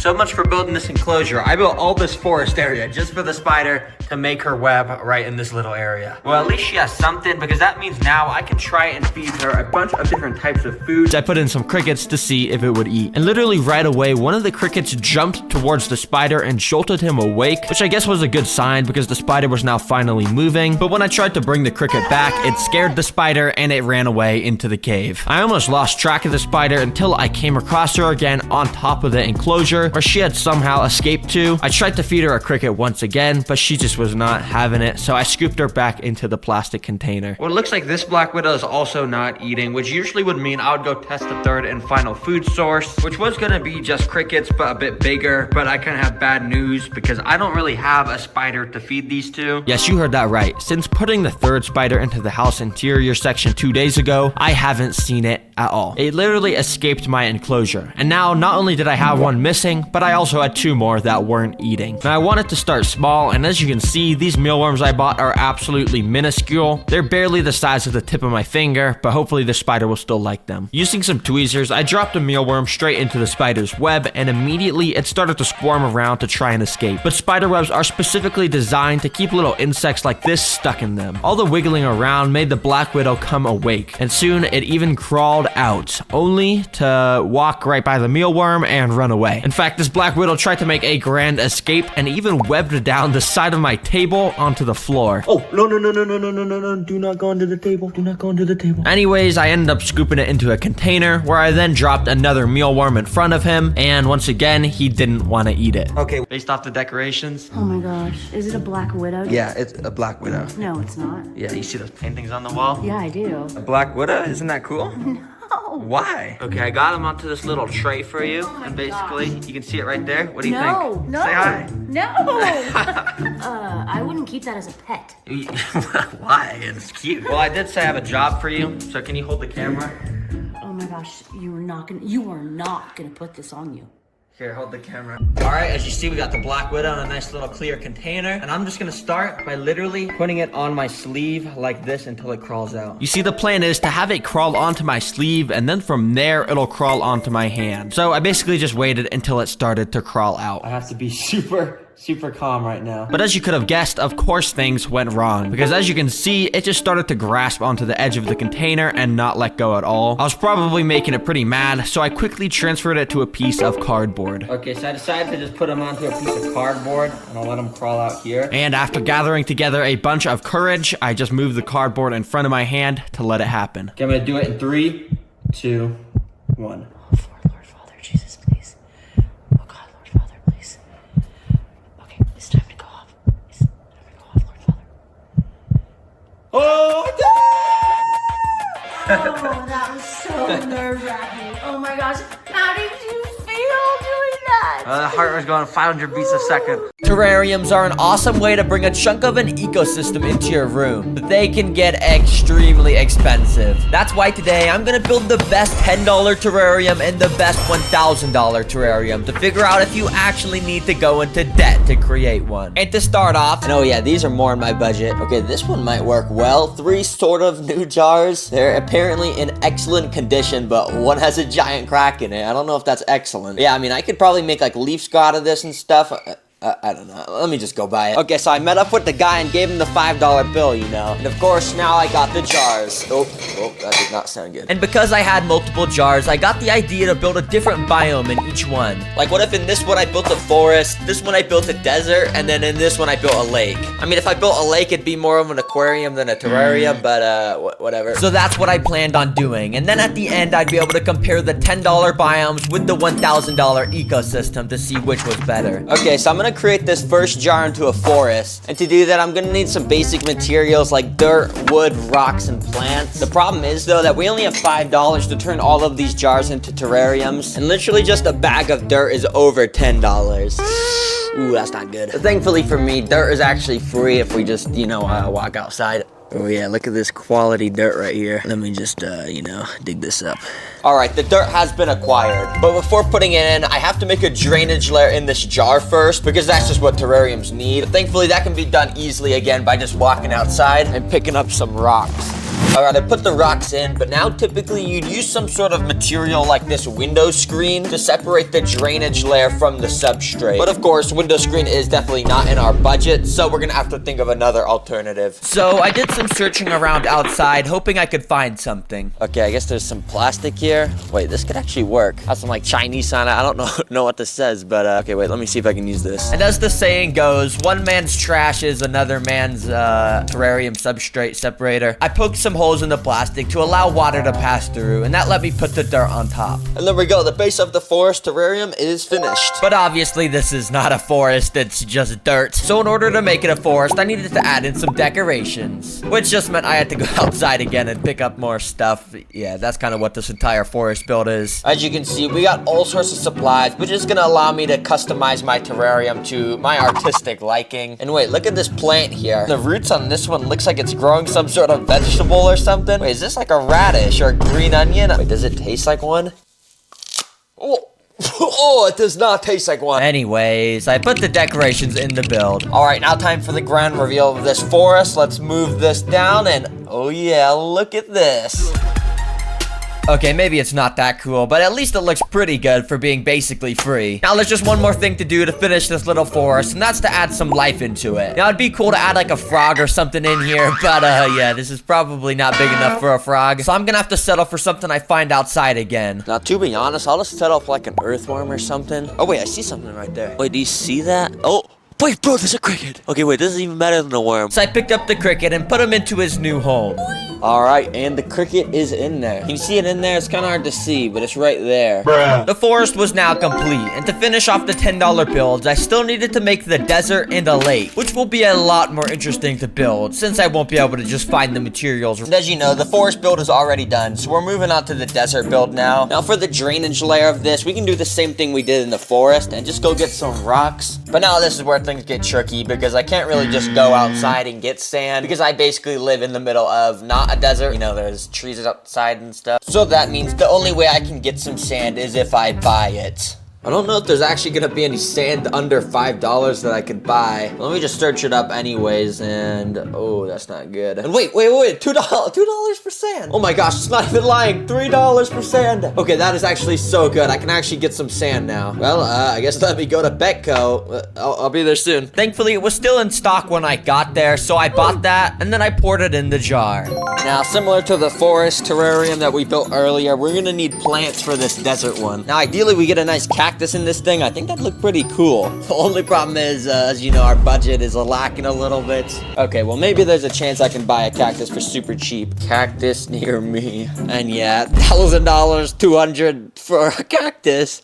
Wait, there's actually one for $1. Wait, what? Okay, wait, this is actually good. I can buy a cactus for $1. That fits in our budget. It's at this store called Michael's. I've never even heard of that, but $1. I guess I'm going to Michael's. So I went there, and they had some absolutely fantastical cacti to choose from. So I got myself this. This massive cactus was only $1. Dang, I've like literally never heard of Michael's. There was no cars in the parking lot. Guys, you need to go to Michael's. They got some fantastical deals there. All right, let's get this in here. I'm gonna dig out a little hole with my golden spoon. Don't ask why it's golden. And so I added the cactus in, and the desert build was now complete. But to fully finish the terrarium, I once again needed to add life into it. And since I wouldn't be able to buy anything with my 71-cent budget, I got the idea to put a worm in there from outside to act as a sandworm. Because, you know, I didn't really have any other options. All right, let's put this sandworm in his home, and there we go. The desert build is now finished. I hope you enjoy your new life, little boy.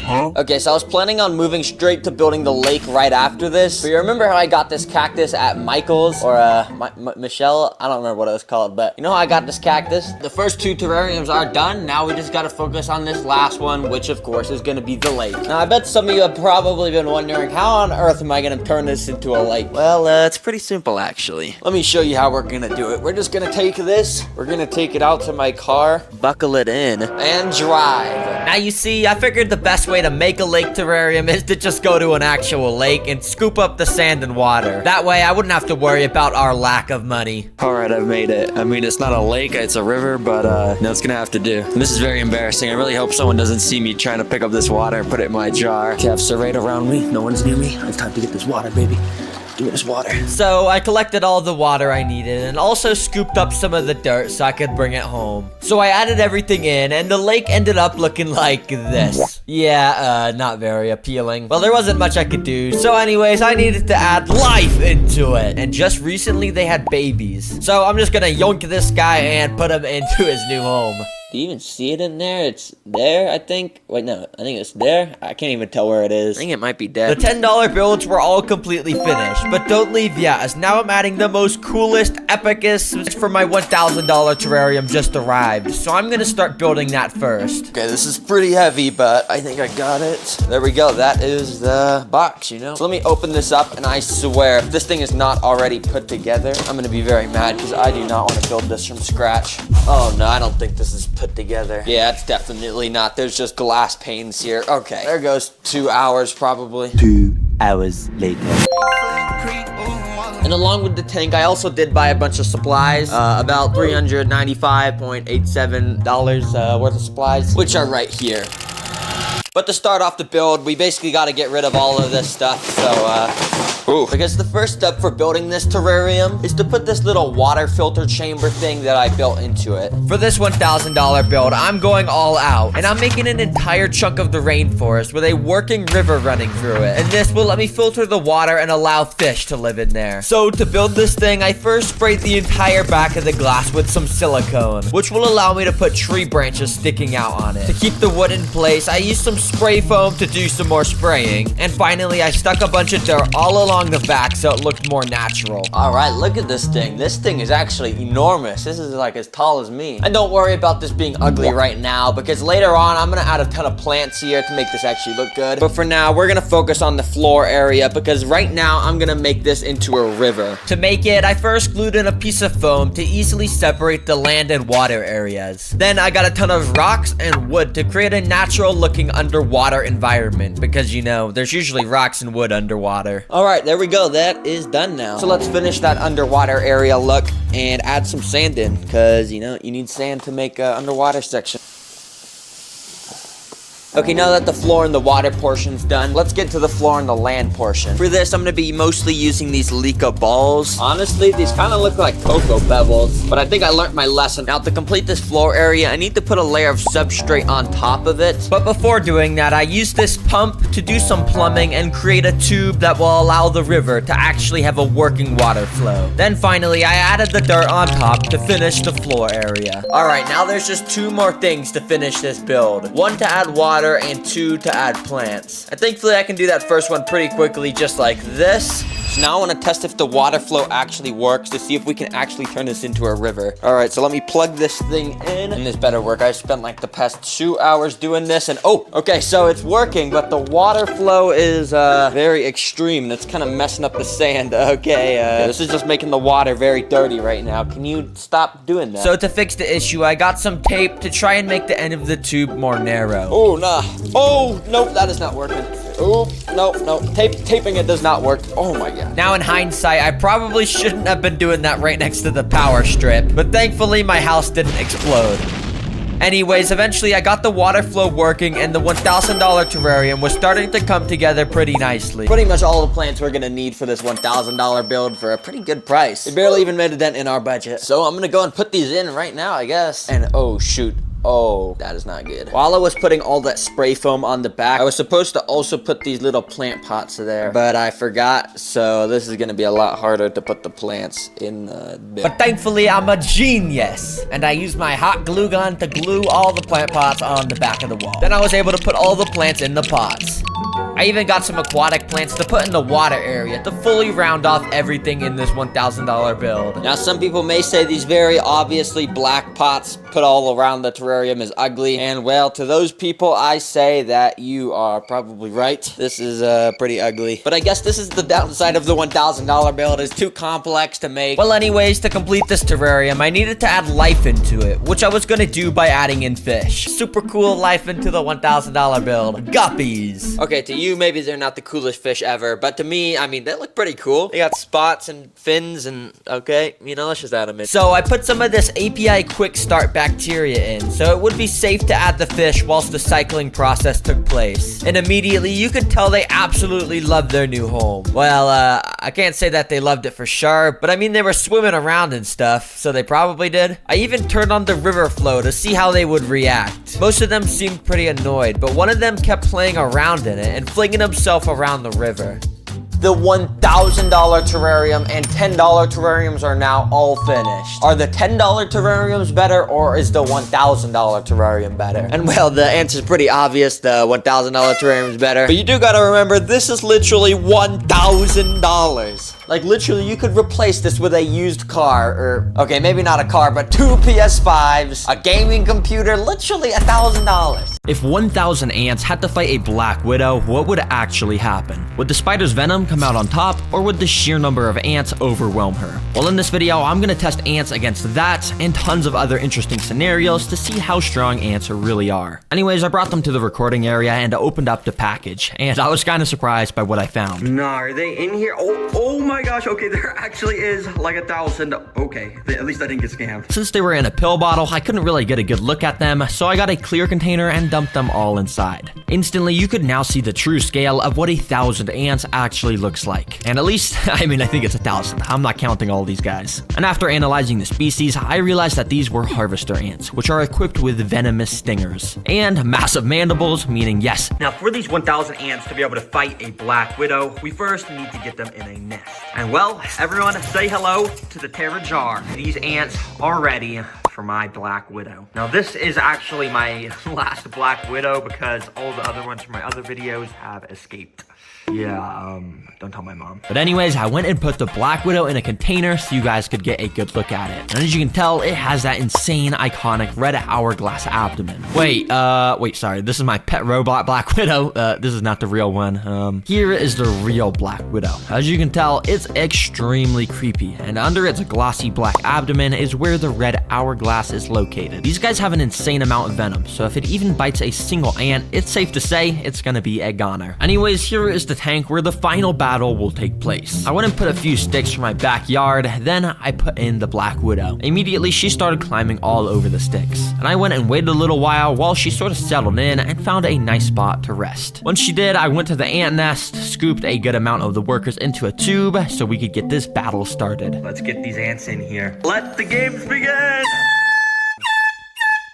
Immediately, the ants started to run out of the tube and down onto the sand. When pretty much all of the ants had made it down to the sand, some started to make their way over to the Black Widow, which was just perched right above them on the sticks. But I'm not gonna lie, I'm a pretty impatient guy, and I couldn't bear to wait for the battle to start. So I literally picked up the stick myself to bring the spider down to the ants. Immediately, the spider started to run around, and none of the ants really noticed besides this guy. That kind of bit the spider's leg or something and scared it away. The spider tried to escape as fast as it could by climbing the glass, but it was too slick. Once a few other of the ants had noticed the Black Widow was on the ground, they started to jump it. And it was actually pretty funny to watch because as you can see, there's barely any ants and the spider was so scared trying to run away at full speed. Bro, you're like the most venomous spider in the world. Why are you not just fighting back? And yeah, a couple of the ants just kind of continued to terrorize the Black Widow. But the thing is, all of the rest of the ants were kind of just doing their own thing at the other side of the enclosure. I had to make this more interesting, so I had a better plan. I went and picked up all of the ants to bring them back to the nest. All right, well, I got the Black Widow from the tank, and hey, the title did say 1,000 ants versus Black Widow. Let's actually put this to the test against 1,000 ants. And well, I dropped the spider inside, and it immediately started going crazy, running everywhere. And obviously, the ants did not act kindly. Every single worker went on red alert mode and jumped onto the spider, grabbing her with their mandibles and repeatedly stinging it over and over. As you saw with the cricket, ants do not mess around with stuff in their nest. And to my surprise, the Black Widow did not even get a chance to fight back. It's actually pretty crazy how quickly the ants had pinned it down and started to devour it. And yeah, well, that's literally all that happened. And that should answer your question of who wins in a fight. 1,000 ants definitely wins, and they basically beat everything. There's a reason why ants are the secret king of the animal kingdom, because there's quadrillions of ants around the world. Started to drop the little droplets of water. And initially, the ants were very confused. Some of the droplets were hitting the ants and making them get completely drenched in water. But to my surprise, it almost seemed like the ants wanted to get wet, because more and more of the ants started to gather around where the water was dropping, and eventually a whole pile of ants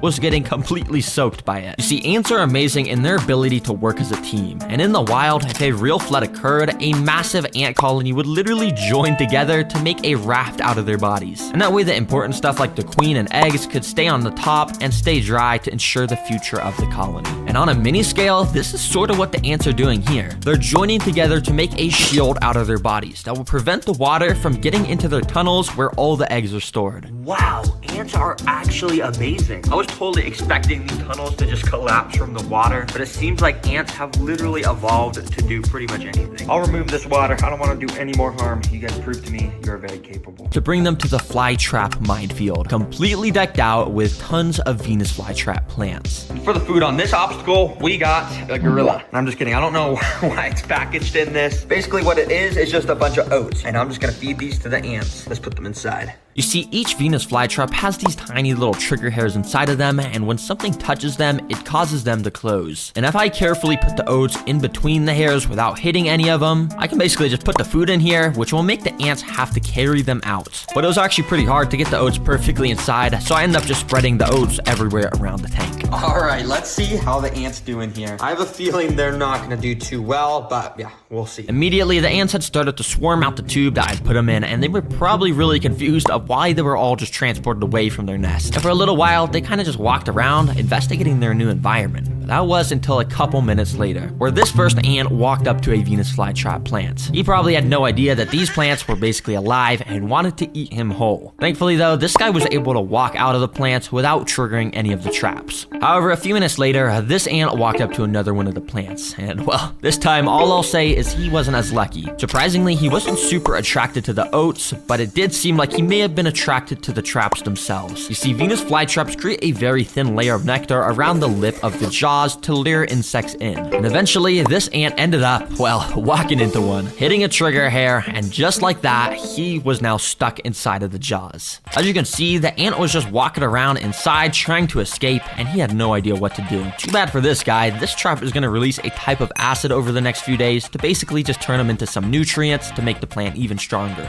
Now, interestingly enough, pretty much all the ants I had put inside were staying away from the traps and were all grouped up around this corner. In fact, they were actually starting the process of digging some more tunnels. Now, these ants still think they're in the nest. They're just trying to dig. Well, I mean, I guess it's pretty smart if you're not getting eaten by the traps. Because over the next 20 minutes, only one single ant came across another Venus flytrap. This guy. Let's call him Larry. Now, Larry is a daredevil because he was walking all over the jaws of all of these plants, absolutely risking it for the biscuit. But eventually, Larry's luck ran out because of this happened. The jaw had closed on him, leaving half of his body stuck out of it. But this was actually pretty good for Larry, because it means he had a chance to escape. Using all of his strength, which, albeit is not very much, he tried pushing himself out of the jaws. But the trap is designed to just get tighter and tighter as time goes on, meaning this ant was doomed. Well, not actually, because I kind of felt bad for Larry, so I cheated nature and used my tweezers to open the trap. I safely got Larry out and brought him back to the rest of the colony. For this training, I have to pick up one unlucky ant and transport him to the antlion pit. If you don't know what an antlion is, well, this is it. It's just a tiny little bug that has actually evolved over millions of years to be an expert at taking down ants. Basically, when you go and put them on the floor, they start to dig themselves under the ground, and then they just go around digging. And I have 9 more of these guys, which I spread across the whole tank. And as you can see, they all dig around, making these little lines in the ground. But after waiting a few hours, you can see that each of the antlions had actually dug out their own little pits in the ground, and when an ant walks into the bottom of them, they're basically cooked. All right, ant, I'm gonna put you right at the start, and at the end, I'm gonna put some breadcrumbs so you can bring back to the colony if you survive this. And without further ado, I let the ant loose. Let's see if he can get the bread to feed the colony. Immediately, he started to explore around the sand area. He had no idea that he was constantly walking near these pits of death. And eventually, he took a wrong step and stumbled inside of one. These pits are specifically designed to make the ants trip into them, but the antlion at the bottom must have been sleeping or something, because nothing happened and the ant was just able to walk out. But if you look closely, this caused the antlion to wake up. He was now active and armed, with his mandibles now throwing up sand and case the ant walked in again. And over the next few minutes, the ant did just that. He kept walking inside of the pit, but the antlion just could never quite snap on the ant at the right time. Well, that was until this. You see, this is paused footage, but basically if we unpause it, you can see exactly what happens when an antlion gets a hold of the ant. The antlion started to bring the ant underground, and within a few seconds, it was like there was never anything even here. I thought it was over, and you could tell by the sand moving that the ant was getting pulled further and further underground. But all of a sudden, I saw this. A little bit of the ant's head had poked out of the ground. He somehow was fighting back, and must have been using its stinger to try and escape. I immediately rushed back and recorded with my other camera, and what I saw was so weird. The ant had somehow made it out from under the sand, but it wasn't trying to escape. In fact, it was using its front legs to try and dig back under the ground. Bro, what the heck? Why is this ant digging like a dog? He's literally using his front legs to dig in the sand where he almost just got killed. Bro, this guy's crazy. Nah, bro, if you want to be eaten by an antlion that bad, I will gladly put you right there. Have fun, buddy. And right after putting him in this pit, this antlion also woke up and eventually snapped at the ants. And it once again started to pull him underground. But miraculously, this ant was able to fight back once again and somehow broke free, immediately ran out of the hole and straight over to the breadcrumbs to claim his prize. Nah, this ant tricked me to have me move him closer to the bread, and now he somehow won the challenge. Nah, bro, there is something up with these ants. I'm being dead serious. How on earth did he escape the antlion pit over here? And how on earth did he escape this one and then know to go to the bread? And now he's trying to bring bread back to the colony. Bro, well played. You survived. I'll bring you and all the bread back to the colony.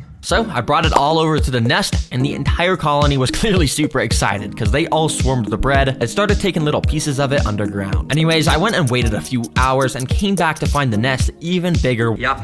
We've got a cricket. Oh my gosh, crickets hate me. And sorry, buddy, you are gonna be, well, I guess you guys will just see what's about to happen. And well, right after dropping the cricket in, literally within like a nanosecond, the ants were swarming it. I thought it would only take like a couple minutes, but no, this cricket was already pinned down, getting venom injected into him. As I said earlier, each of these ants is equipped with a venomous stinger that is obviously not super deadly to humans, but to crickets, when there's like 20 ants repeatedly stinging you, you're kind of done for. Yep, ants don't play around when there's a threat near their nest, and you can see over the next 30 minutes, the cricket stayed completely surrounded by the ants. And I'm guessing they already started to rip its antennas off and stuff to get a tasty meal to spread with the rest of the colony. Dang, that was cool to watch. Anyways, dump all these guys in here. Be free, everyone. This is way bigger than that tiny pill bottle you were in. Right away, you could see the ants starting to move around on top of the soil. Now you might be thinking that this isn't enough space for the ants. Well, it actually is, because this is specifically designed for the ants to dig out tunnels all along the sides of the glass. And as the video progresses, we're gonna see their nests get crazier and crazier. And yeah, most of the ants were kind of going crazy